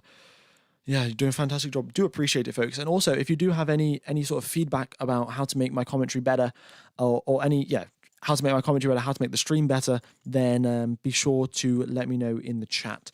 I'll have a read once the stream's over, and hopefully I can continue improving the stream. And yeah. All right, Nico Hulkenberg makes a nice little overtake there on Guan Yu Zhou for 17th position at the back of the pack. But yeah, both Hasses, after doing so fantastically right at the start of this race, they were doing such a brilliant job. They gained 10 positions, both drivers, 10 positions gained at the start of the race. They are unfortunately right at the back of the pack, 16th and 17th. Their strategy blunder really has not worked out. And yeah, I mean, yeah, that initial gamble on the strategy hasn't worked out, to be said. It's not a strategy blunder, but yeah, the gamble that they took at the start didn't play out in their favor, and they have dropped back down to 16th and 17th position, unfortunately. Yeah. Yeah, hello, Thomas Lauder. The channel is popping. Indeed, it is. Channel is really going well past couple of months. All right. We're on lap number 38 of 70, 33 laps remain. We've got Verstappen 2.5 seconds in the lead of this race, and Lando Norris is now approaching the 1 minute 25s. In fact, all of the drivers now approaching the 1 minute 25s. So pit stops will be upcoming shortly, and this will probably be the best strategy. Pitting in 4-5 laps will probably be the best strategy for the soft tires.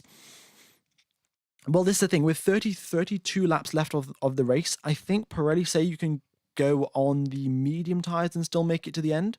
I will just have a quick look at the strategy. And Pirelli say you can do 23 laps on medium tires, and if you really want to extend out your stint, you can do 35 laps. So I think the medium tires is probably what everyone else is going to come out on. That's probably the best way to go. If you want to play it safe, then of course the hard tires. And also, I'd like to point out the sun is now shining in Montreal, and the circuit is going to dry out quite quickly. We've got air temperature 17 degrees, track temperature 21 degrees, and and Charles Leclerc having quite a big moment there, coming out of turn number 6. The circuit is still pretty slippery. As the times are tumbling, drivers still have to be constantly vigilant of changing track conditions and where the puddles are. And don't want to be touching too many curbs, otherwise they will be spinning out like Logan Sargent did on his way to DNFing this Grand Prix. DRS has been enabled by the FIA. They deem it safe enough for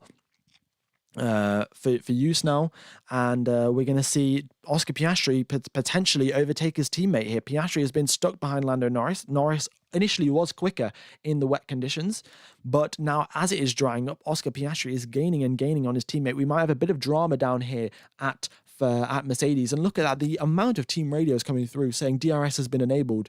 We're going to have 20 team radios coming through. Okay, yeah, George Russell has come over the radio saying turns 1 and 2 is still going to be very, very wet. Everywhere else is dry. So basically, they did track resurfacing at turns number 1 and 2, and that's why we're having these sort of slick patches, wet patches in the first sector, whereas everywhere else, which wasn't resurfaced, is drying out fairly quickly. There is a very clear, distinct dry line emerging in the second and third sectors. So we'll keep an eye out on that. But look at that, Lando Norris, as soon as there was any sort of threat that he was getting overtaken by his teammate, immediately, boom, fastest first sector from him. And we could see another fastest lap of the race from him as well as they make their way down out towards the start-finish line. Max Verstappen with a fastest third sector. We have now got Lando Norris across the line. He takes the fastest lap of the race. That's quickly taken away by Lewis Hamilton, who's now got the fastest lap of the race. And let's wait and see what happens then.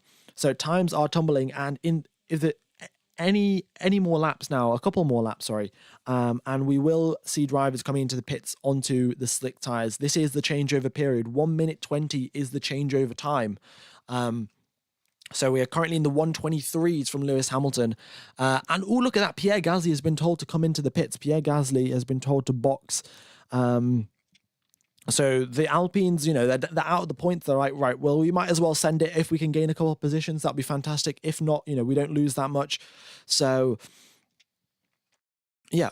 We'll keep an eye out now. Everyone's going to be focusing on Pierre Gasly. What can he do? Coming through the pit lane. The pit lane is totally soaked because there are no cars driving through the pit lane, right? And that is going to massively hamper Pierre Gasly because his tyres preheated to 80 degrees. Oh, we've got a yellow flag. Pierre Gasly going very, very slowly. The problem is because the tires are preheated to 80 degrees, right? And as he drives through the puddles in the pit lane, he loses all of that tire temperature. All of it just goes to absolute, 20 degrees. What it is, track temperature is 21 degrees. So his tire temp drops massively. He's really going to struggle there. So as he comes out, his first sector, he came out the pit lane, so it's not exactly relevant, but yeah, we'll see what his middle sector time looks like, but I don't think it will be that quick for Pierre Gasly. Okay, and another fastest lap of the race. And we've got George Russell now, a 1:23.7. He goes quicker than Hamilton's previous fastest lap, and he's now making a real effort now to stay ahead of Lando Norris. DRS has been enabled, so now the pressure is on George Russell. It's a 1:23.7, sorry. And a DRS has been... DRS is enabled and Lando Norris is gaining. So Russell has picked up the pace. Pierre Gasly's middle sector, let's have a look. It is a 33.2. So that is 5 seconds slower than the middle sector of everyone else. And the final sector, a 33.3. Oh, 33.3 is the same middle sector as everyone else. So same final sector, sorry. Yeah. Interesting. Okay. Lando Norris as well. I'd like to point out Lando Norris made a mistake on the previous lap. He went so deep into turn number 1, he cut the entire corner and then came out in the exact same position. But yeah, losing a lot of places, losing a lot of grip there, Lando Norris, compared to what he was expecting. Got to keep an eye out there. George Russell over the radio saying, I lost a lot of time from Lando Norris rejoining the circuit. I lost around about a second and a half.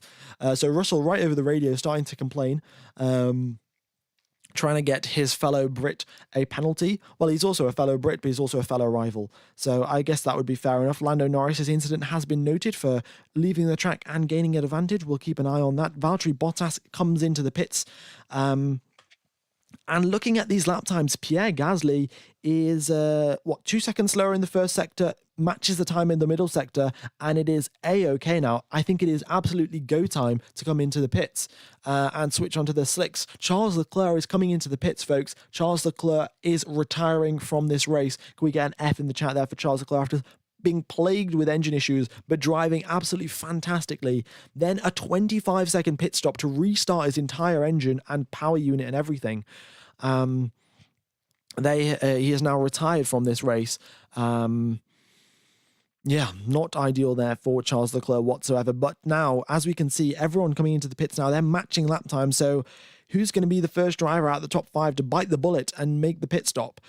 Lewis Hamilton is. Lewis Hamilton, first driver in 5th position, comes into the pits. He's going to be coming out maybe on the intermediate, maybe on the mediums, maybe on the hard tires. Let's wait and see. But yeah, here we go then. Also, folks, if we could keep it to 1F, that would be fantastic. An F for Ferrari, yeah. All right, Lewis Hamilton, he comes into the pits and he comes out on a set of medium tyres, as expected, with 27 laps left to go. Pirelli say the medium tyres, you can do that. And the Red Bull pit crew are out as well. So Max Verstappen, he'll be coming in on this occasion, on this lap as well. All right, and this is the issue. McLaren, with both drivers in 3rd and 4th position, they're a second and a half in between. One of the drivers is going to get compromised, and that driver will be Oscar Piastri. Piastri is in 4th, Norris is in 3rd. Norris has also set quite a few fastest laps. They're going to prioritize Norris, over Piastri. And yeah. Also, folks, the spam is not particularly appreciated.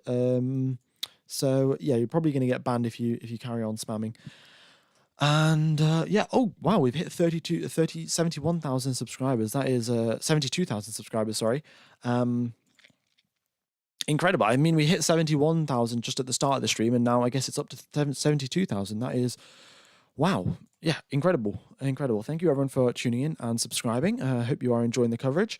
And here we go then, the first round of pit stops onto the slick tires. We've had a whole lot of drivers pit. Let's get an update on that. So Ricciardo's pit, Sainz has pit, Perez has pit, Bottas has pit, Hamilton has pit as well. And look at that, 5 drivers into the pits: Piastri, Alonso, Tsunoda, Stroll, Ocon, and Albon. All 6 drivers, coming into the pits now. And they will all be coming out on a set of medium tyres. And where does Oscar Piastri come out compared to Lewis Hamilton? Piastri is out ahead of him. Both drivers maintained position. The undercut was not that powerful.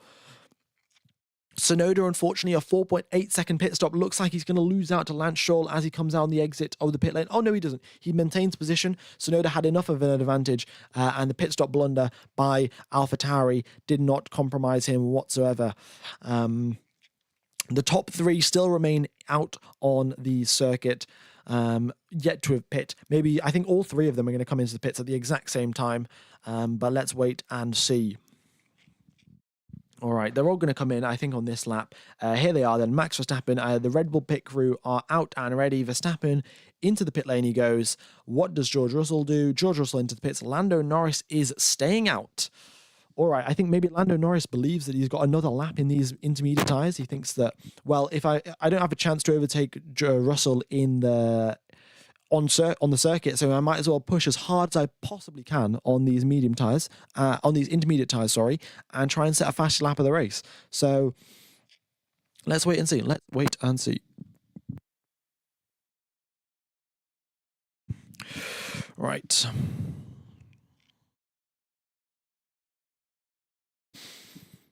Okie dokes.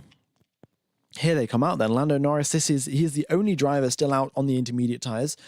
We've seen this before. Lando Norris make a bit of a strategy blunder when there's rain involved, but let's wait and see what he can do.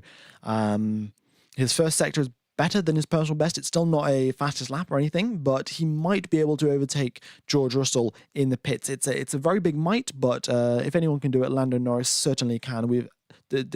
He's been doing a fantastic job in the rain. For the previous 46 laps of this race. We've got 25 still to go. And yeah, let's see what he can do. Here he comes into the pits. And a fastest lap of the race for Pierre Gasly. If you keep in mind, Pierre Gasly was the first driver to come into... What? Lando Norris isn't coming into the pits. What is he doing? What is Lando Norris doing? I don't know why he's staying out. Oh, a fastest lap of the race. That's why he's staying out. He's still got life in these intermediate tyres. Okay, Lando Norris, don't know what you're playing at here, but maybe he's going for the interslicks. Maybe that's what his plan is. He's going to go intermediate tyres and wear them out until they become slick tyres like we did in Istanbul 2020. But yeah, in Istanbul 2020, the circuit was still wet for basically the entire period of the race. So we've got 24 laps remaining. Maybe Lando Norris is just trying to set as many fastest laps as possible with his current tyres before he comes into the pits. That is a good strategy, to be fair. A little bit unorthodox compared to everyone else, but let's wait and see. We haven't seen a good overcut in a while, and that is true. That is very true indeed. Of Edurant. So yeah, let's see what Lando Norris can do. We've got another fastest lap of the race from Pierre Gasly, a 122.7. So look at that. So core tyre temperature is very critical here. And, well, that's clearly been displayed by Pierre Gasly, the first driver to come into the pits for his medium tire, for his hard tyres. And he's showing that he can really put out some solid performances after he's got the core tyre temperature up into the correct range. Like the outer tyre temperature gets really cooled down by the fact that the pit lane's totally wet. But Lando Norris, a quick pit stop there, and he's out on the medium tyres. Okay, so let's wait and see. Max Verstappen makes his way out down the start-finish straight. He heads towards turn number 1. Lando Norris exits. Oh, Lando Norris, is he going to get ahead of Max Verstappen? It is so close. And Norris's tyres, he gets a massive bit of oversteer and he can't overtake Max Verstappen. It was so close. Both drivers side by side as they exit the pit lane, but Lando Norris gets a massive bunch of oversteer because his tyres aren't up to temperature, and he misses out on the opportunity to overtake Max Verstappen. He's in P2, and he's ahead of George Russell, but he is 3.3 seconds behind Max Verstappen. And then now he's going to take Verstappen's already got warm tyres. Lando Norris has got tyre temperature. He's got to increase his tyre temperature as soon as possible. And look at that, another fastest lap of the race there for Pierre Gasly. A 120.5 from him. Very, very quick indeed. And Lando Norris, wow, what a day. He was so close to overtaking Verstappen, but a bit of oversteer with his cool tyres and wet tyres. And he is out he's currently out of contention. We've still got 23 laps left to go, and the gap is only 4 seconds as of now, so let's wait and see. Lando Norris defending against George Russell here. Russell's got the DRS as well, so Yeah, Lando Norris has really got to pay attention to his mirrors as his tyre temperature slowly builds up. It took Pierre Gasly 7 laps to build up some core tyre temperature in those hard tyres. In the medium tyres, Verstappen and Hamilton have done it in 3 and 4 laps. Verstappen's over the radio saying the ride is very, very bad, like a locked suspension again. So Verstappen saying that the car is very, very bumpy. We know the car isn't particularly drivable when it's very bumpy. Verstappen and Perez were both struggling when the car was bouncing around. And yeah, so let's wait and see now. Verstappen, what can he do with a car that is bouncing around? Oh, we've got a yellow flag deployed. Lewis Hamilton has made a mistake and he has gone off, I think, turn number 7. He's recovered it and he's continued on driving, but Lewis Hamilton made an unfortunate mistake there. We don't normally see mistakes there from Lewis Hamilton, but he's made a mistake and he recovers it. So yeah, the yellow flag is short-lived, and George Russell is really having at it here at Lando Norris. He's got the DRS, he's got the slipstream. Lando Norris on the inside, George Russell on the outside. They go towards the braking zone, and George Russell has got the overtake done nice and early before they even get to start braking. So yeah, George Russell now up into second place. Max Verstappen with the fastest lap of the race, and we have got Lando Norris, who is now 7 tenths behind George Russell, and he's going to be now attacking him. Are we going to see a squabble here? Russell is on the hard tyres. He is on the slower tyres here, but he also thinks that he does have the quicker car, and according to qualifying yesterday, the Mercs are quicker than the McLarens in dry conditions. But is that enough with the fact that he's on slower tyres? Oh, Verstappen's over the radio again saying, I can't touch the curbs. It almost knocks me out. So I don't know what Verstappen's playing at here because he's not touching the curb, but still sets the fastest lap of the race. That fast lap has now been taken away by George Russell, but still, that is Verstappen's displaying some serious pace if he can't touch any sort of curbs.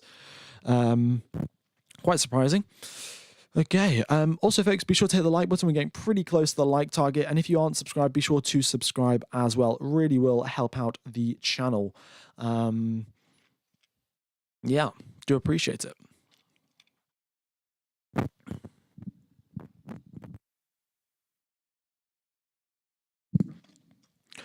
Okay, it's a purple first sector from Lewis Hamilton, a purple second sector from George Russell, and as they make their way across the start-finish line, Max Verstappen took the fastest lap, and now George Russell took the fastest lap. They are really playing cat and mouse here, but Lando Norris still right on the tail of George Russell, and he's within 7 tenths. He will have DRS. There are 3 DRS zones at this circuit. It's really helping Lando Norris out, staying on the back of George Russell here, and we could see an overtake in the next couple of laps. We're on lap number 51 of 70, 20 laps remaining of the race. Lance Stroll is making a nice little DRS train there. We've got, Tsunoda, Stroll, Ocon, Albon, and Sainz. Sainz not even in the points. The Ferrari qualified 10th and qualified 11th and 12th. One of the Ferraris has retired and the other Ferrari still in 11th position. No performance gain there from the Ferraris. And Lando Norris makes the overtake on George Russell. I didn't even see what happened there. But going into the chicane, I think Russell made a mistake. What has gone on there? Right, we're going to get a replay soon enough. But Lando Norris gets a nice overtake done into the turn 8-9 chicane. And as they head towards turn number 13 and 14, George Russell, he looks to the inside here. Lando Norris goes defensive and Russell doesn't get the overtake done. So an overtake at an unorthodox position and an unorthodox corner on the circuit where Russell wasn't expecting it, and Lando Norris back up into second place. And while both of these squabble, Max Verstappen is running away with the lead of this race, 5 seconds in the lead and a fastest lap of the race to go with it. And well, not on Hamilton's watch. Hamilton has now taken the fastest lap of the race. And they've just George Russell's just swore over the radio, and Russell's now he's said and the engineers have just said, focus, George, focus. And George Russell going into, okay, so this is what happened. George Russell going into the entry of turn number 8. What he did was he dipped a wheel just a little bit too far wide of the white line, went over the grass. The grass got on his rear tyre. He turned into the corner, no grip on the rear, and he lost out. He had a bit of a moment, and Lando Norris breezed past him into the hairpin.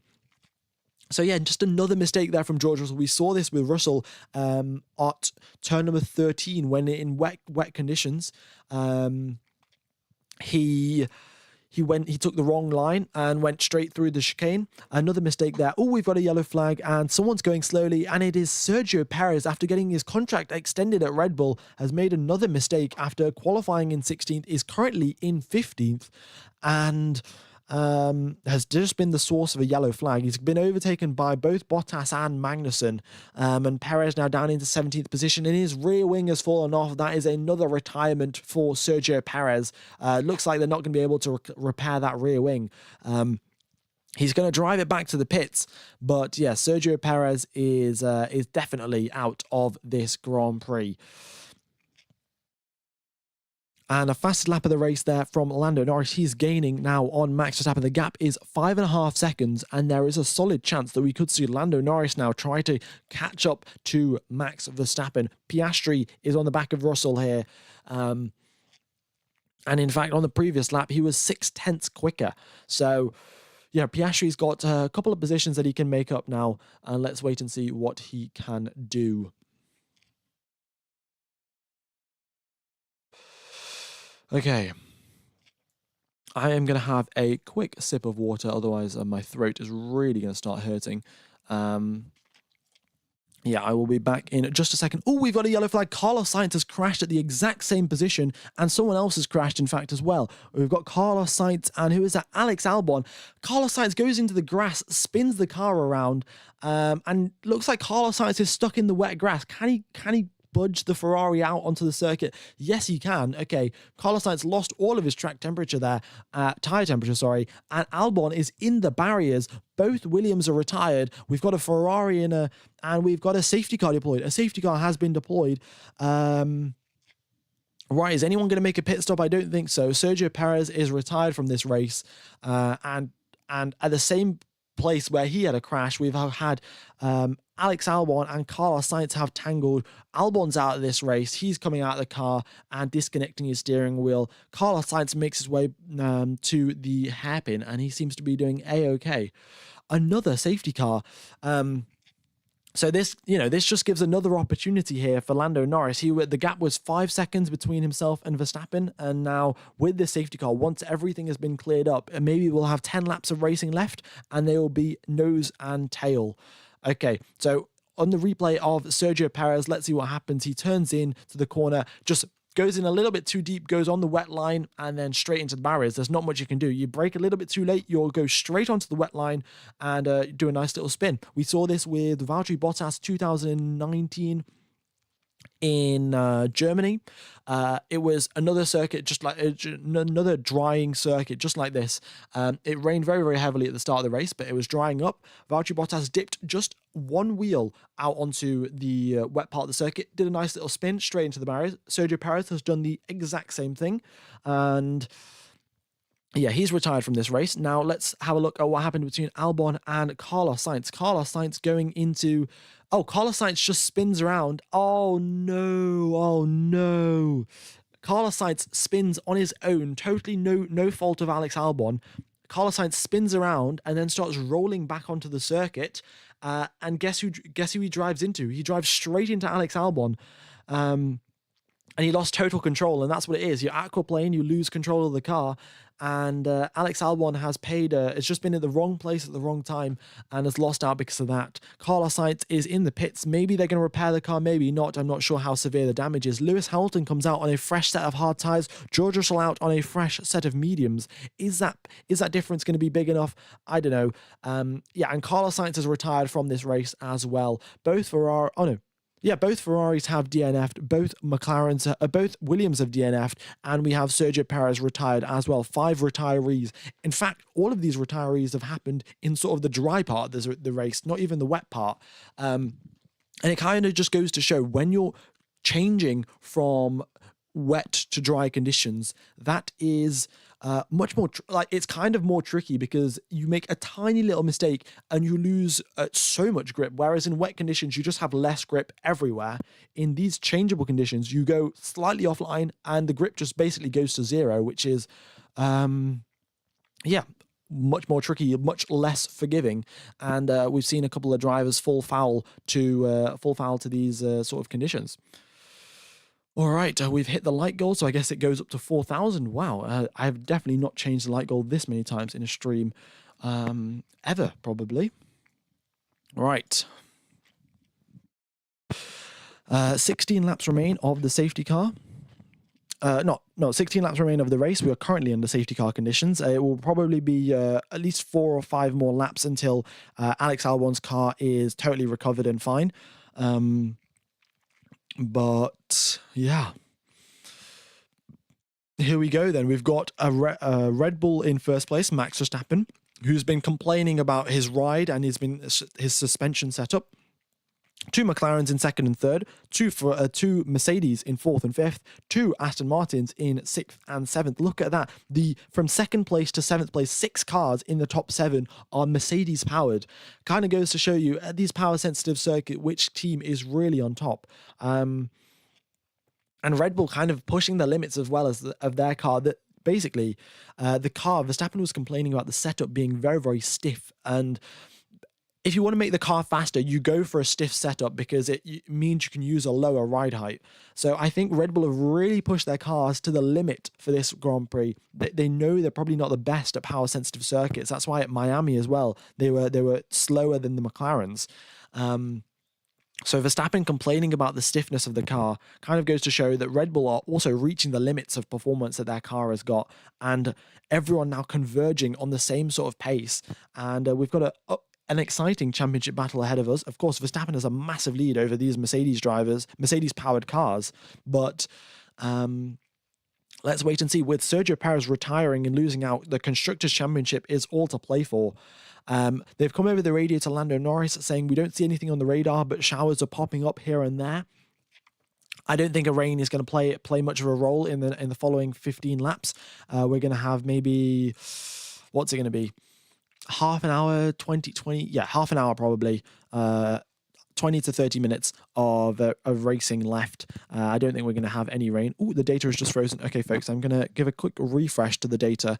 So the screen's going to go blank for about 15 seconds, and then we will be back. So just hang in there.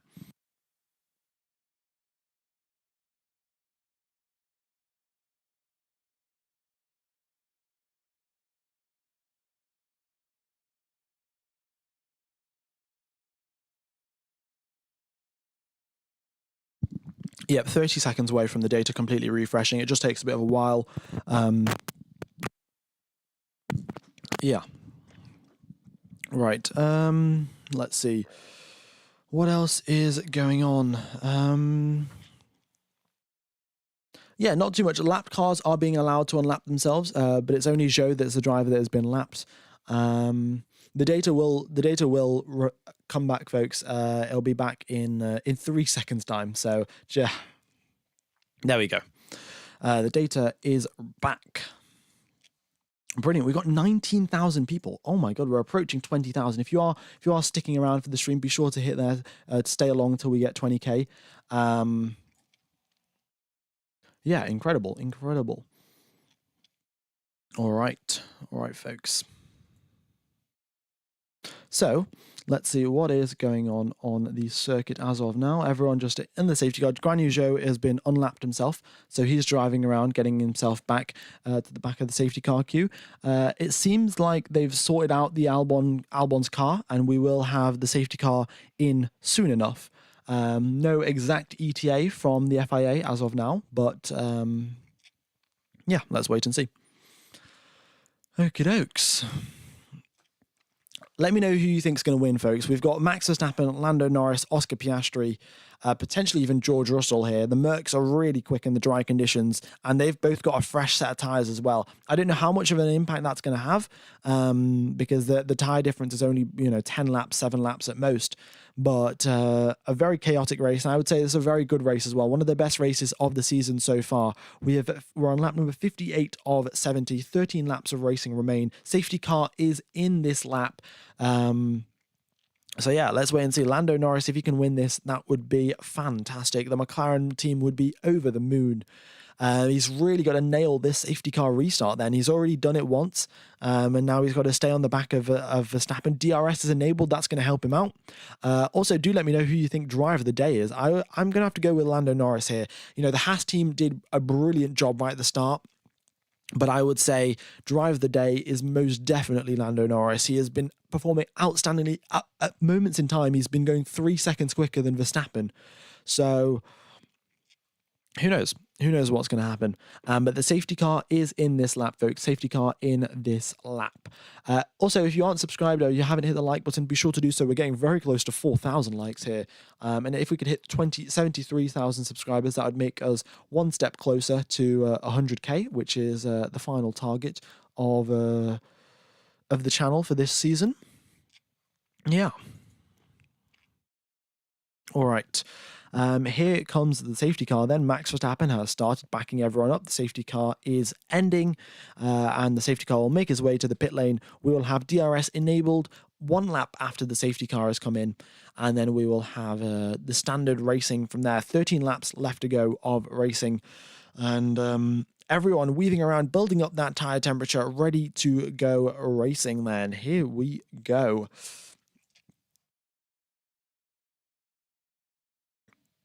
We've hit the like target as well. Big W. All right, this is it. The race is on. Max Verstappen weaving around. Everyone else behind him just getting ready to sense his foot on the accelerator and to go right with him. Yeah, we've got 5th, 6th, and 7th position all on hard tires. Everyone else is on the mediums except for Pierre Gasly. Yeah. Mediums versus hards, I think it should be fairly even as we go to the end of this race. Max Verstappen has gone, and we have got Lando Norris right behind him.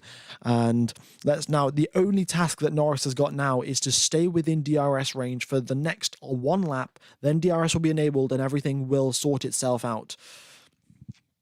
Let's wait and see what happens. What happened to the Ferraris? Carlos Sainz crashed, and Charles Leclerc was so far behind because of an engine issue, he retired. Okay, here we go then. 1.5 seconds is the gap between Verstappen and Norris. It is not looking good there. But, you know, the first sector is always going to be Verstappen's advantage because he decides when to go, whereas everyone else just has to follow him. And we're getting very, very close to 73,000 subscribers. Subscribers are going up at a rate of knots. That is fantastic. Here we go then. We have got some good racing on our hands. 12 laps remain. Verstappen is in the lead, and everyone now within the gap, within 10 seconds of each other. Yeah, everyone is within 10 seconds of each other. There we go.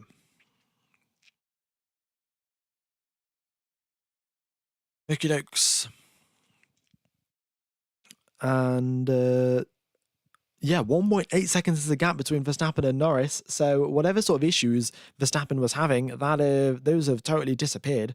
DRS has been enabled, so now Piastri is going to be attacking Norris. I don't know if McLaren are going to have inter-team battles, because the problem is, if McLaren start fighting amongst themselves, that just gives an opportunity for Mercedes to now try and attack them, and it just lets Max Verstappen run away with the race, which is not sort of in the best interests of McLaren. Of course, you know, Piastri wants to get second place, Lando Norris wants to get second place, but in the best interests of McLaren, the best thing would be is to head down and try and attack Max Verstappen. So let's wait and see what happens. Let's wait and see what happens. 11 laps remain. We only have 15 drivers taking part in this race, this chaos-filled race. Only 15 drivers remain. 3 retired, 2 DNFs. And Joe's so far back because he was lapped before the safety car, so that's why he is. That's why he is so far back. But Lando Norris, this is good news here. Gap was 2 seconds; it's now down to 1.7. So Lando Norris has got the pace to gain positions, and let's wait and see what he can do. Russell is on the back of Piastri. Piastri is on the back of Norris, so that's a little DRS train that's forming for 2nd, 3rd, and 4th. And look at that, Russell, with the help of DRS, he has got the fastest lap of the race. Kevin Magnussen on the safety car restart lap goes very, very wide on the exit of turn number 8. Misjudges his braking point, goes all over the grass, and messes that up. But yeah. Vienna blinders, flashback to 2019 Canadian Grand Prix. That was definitely an unfair penalty for Seb Vettel. But, you know, that was, what's that, 2019? That is 5 years ago. 5 years ago. Oh, my God. Anyway, back to the race. Back to the race. We have got Russell right on the tail there. Also, I don't know what's been going on with my mic. I'm gonna get that fixed. But oh my God, Max Verstappen, purple first sector, purple second sector, and there was some hints of Lando Norris catching up, and Verstappen has firmly put the hints to sleep after a purple first sector, purple second sector, and let's see what his third sector is. But a double DNF for Ferrari, a double DNF for Williams, and a DNF for Sergio Perez after getting his contract extended at Red Bull. It has not been the best of weekends for a couple of teams here. Sonoda gets the overtake done on Daniel Ricciardo. Max Verstappen takes the fastest lap of the race. Sonoda, though, inter-team rivalry there at AlphaTauri. Ricciardo probably has a requirement in there to keep a contract for next year that he's got to beat Yuki Tsunoda. But yeah, Sonoda's just overtaken him now, and it's not looking good for the Australian driver. Let's wait and see what he can do. The gap, 1.9 seconds between Max Verstappen and Lando Norris. Verstappen with the fastest lap of the race. Lewis Hamilton now with the fastest first sector.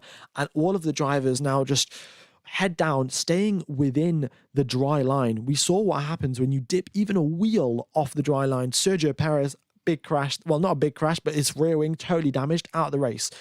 Carlos Sainz touched the wet line, and a nice little spin around there for him. Ooh, George Russell goes for a move down the inside of Oscar Piastri, going into the hairpin. Caught Oscar Piastri off guard there, and now he's looking to overtake him down the back straight there. Side-by-side drag race. Piastri on the inside, Russell on the outside, and Piastri just holds that so narrowly, and great positioning of the car there from Oscar Piastri. Both drivers so close to the wall as well on the exit, and it's going to be tough for George Russell. If he's going to make a move, he's got to do it in an unorthodox position, like at the hairpin, or maybe turn number 8. Otherwise, Oscar Piastri will see it coming from a mile away and just go defensive. And yeah, Verstappen, 2.2 seconds is his lead over Lando Norris. He might be running away with this a little bit. Verstappen and Norris might not have the pace to... might not have the pace. Okay, McLaren, this is interesting. McLaren have just said to Oscar Piastri, we're going to hold position and keep going like this to the end of the race. And basically, Piastri's just been like, I know what I'm doing here. I need to keep Russell behind me. We'll hold position. That's fine. Oh, Piastri's lost DRS. Piastri has lost DRS from his teammate ahead of him. And it looks like that he's now coming under some serious threat from George Russell for an attack. Verstappen, purple first sector, purple second sector. He comes through the final couple of corners. Let's see what he can do. But Piastri on the inside, Russell tries to go around the outside, and there's contact. Russell goes over the chicane, and he's got a whole bunch of water over his tires. He loses the position to Hamilton as well, I think. Does he lose the position to Hamilton? Yes, he does. And Hamilton making a little mistake there, but George Russell falling foul of the wet parts of the circuit once again. He tries to stick it around the outside of the final chicane. That chicane is only one car wide. There's only one car that can really go through there. And yeah, George Russell has lost out and has now gone over the runoff area, which was totally wet since there's no one driving there. And with the water on his tires, he has lost a position to his teammate as well. Not ideal there for George Russell, but that puts the threat off for Oscar Piastri. He's got a bit of defense. He's got a bit of time now. He's now going to have Lewis Hamilton in his mirrors. But I'm sure it'll be all the same to Oscar Piastri. It'll be a Mercedes with a Mercedes power unit coming at him with at a speed of 200 miles per hour. Max Verstappen dips into the 1 minute 15s for the fastest lap, and the gap has now been extended to 3 seconds in the lead of this race. So Verstappen still leading this race after... after so many different things have happened. I can't even summarize this. Usually, there are only a couple of things that happens, but summarizing this race is going to be one difficult task. And Verstappen, though, still fastest laps of the race. Times are tumbling as the circuit gets drier and drier. We've got 6 laps left to go, only a few minutes. If Verstappen makes a tiny little mistake here, then Norris is going to catch right up. And, we've seen Verstappen make mistakes. Verstappen caught, I think, a little bit of damage as well as he went over. He locked up and went a little bit straight into turn number 2, probably halfway through the race, 1/3 of the way through the race. Picked up a bit of damage, I think, a bit of debris flying around. So, yeah, Verstappen, he has made a mistake in this race, and another just dipping a wheel off the dry line, and you're going to lose out. Ricciardo's been told over the radio, you're allowed to fight Yuki. So, yeah, Ricciardo is going to be going full send now because Yuki Tsunoda's got DRS on Esteban Ocon ahead of him, and Ricciardo's got DRS on Yuki Tsunoda, who is ahead of him. And Lewis Hamilton gets ahead of Oscar Piastri going into the final chicane. Just the slingshot that he got out of the final hairpin was immense. And as they made their way to the chicane, there was nothing Piastri could do. He couldn't even go defensive. It would be stupid of him. And Hamilton now up into 3rd position. And Piastri now falling foul and now under attack from George Russell once again. Now we'll wait and see if Russell can overtake him for the second time of asking. But Hamilton is now up into 3rd place. Piastri is really struggling out here. His teammate Lando Norris able to hold some consistent lap times, and Piastri is holding some pretty similar lap times, but Piastri is doing that with DRS, and Lando Norris is doing it without. So, yeah, we've seen Piastri's car squirm around a little bit in these sort of changeable conditions as well. And as they now go towards the hairpin, George Russell is behind him, but he is now going to have the DRS, which is going to open that rear wing flap.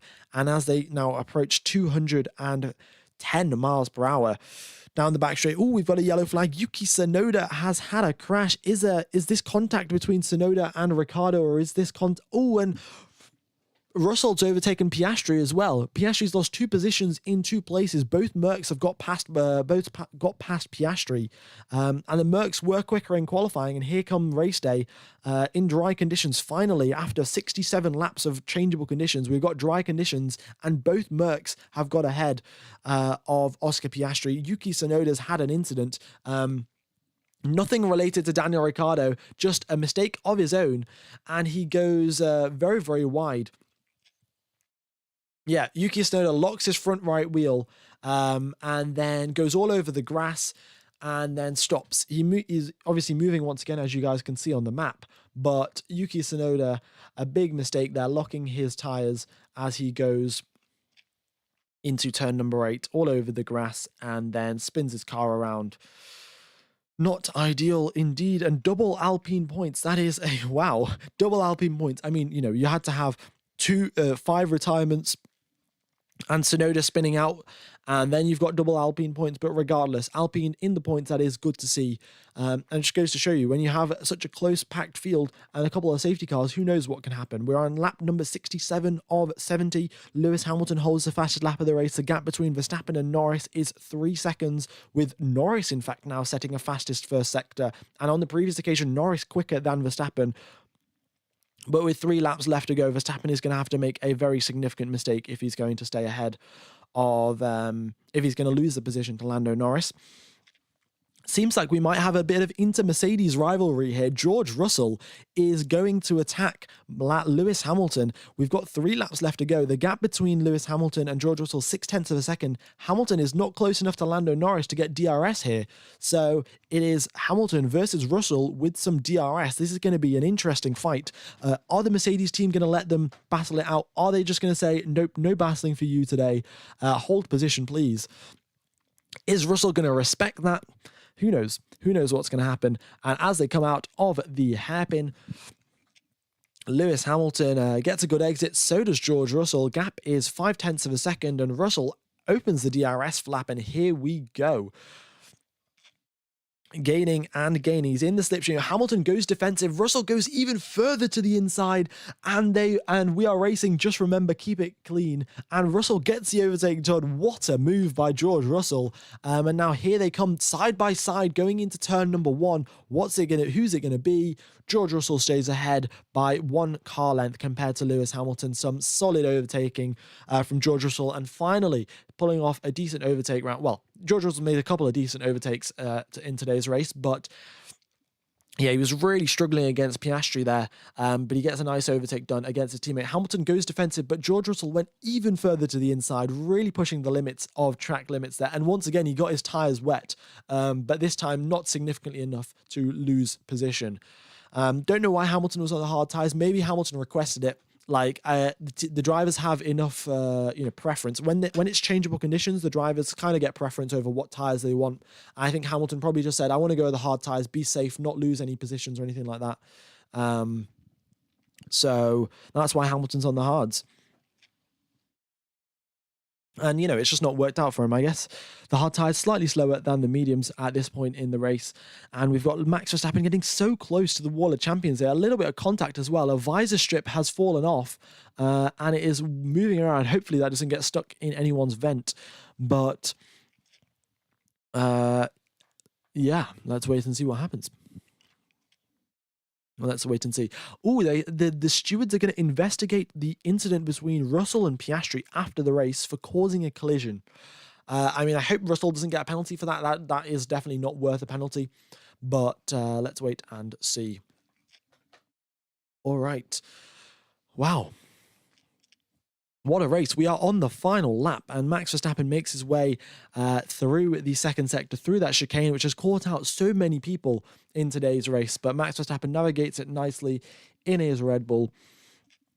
And what a race we've had. I would definitely say 10 out of 10 race. Let me know who you think driver of the day is. I'm going to go with Lando Norris for my driver of the day. He has done a fantastic job. Lots of fastest laps of the race.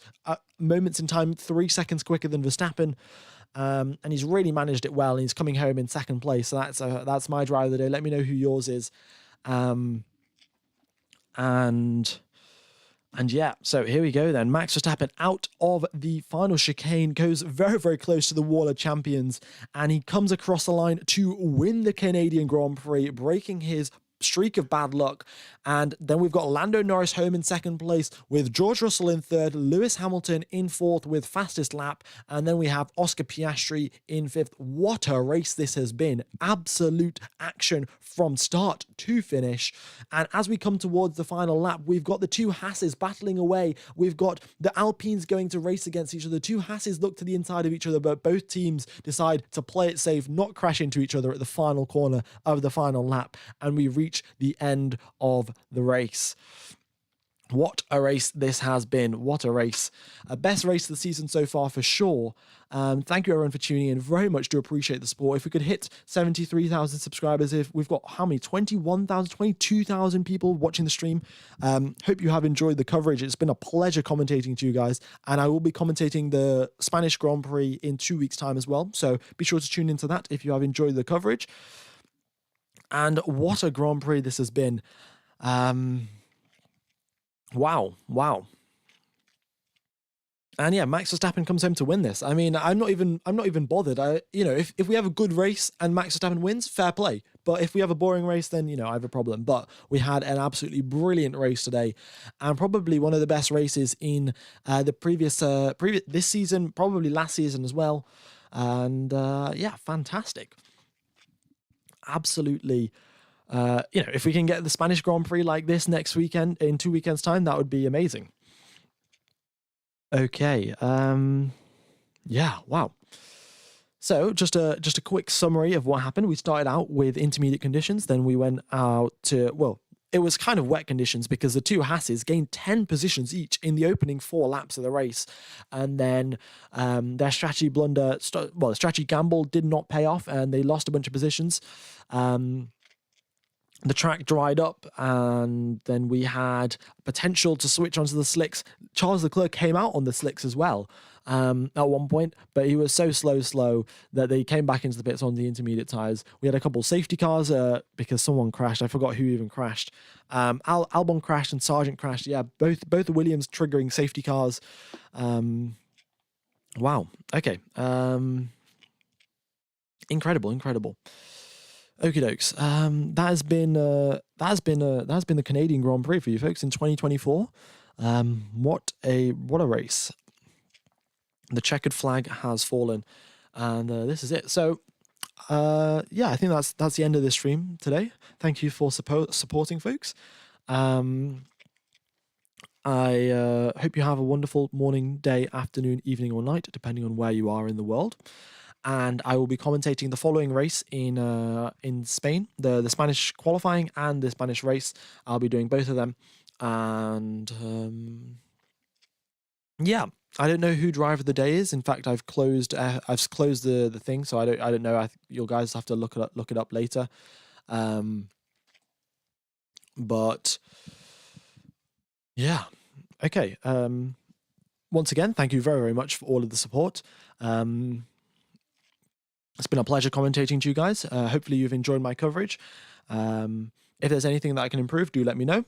But I'm going to end today's stream. It will take you over to the stream for the Spanish Grand Prix. So just go ahead and press the reminder button so you don't miss it. And apart from that, there is nothing else for me to add. It has been a fantastic day, fantastic evening for me commentating to you folks. And I will see you in 2 weeks' time for the Spanish Grand Prix. Cheers, fellas.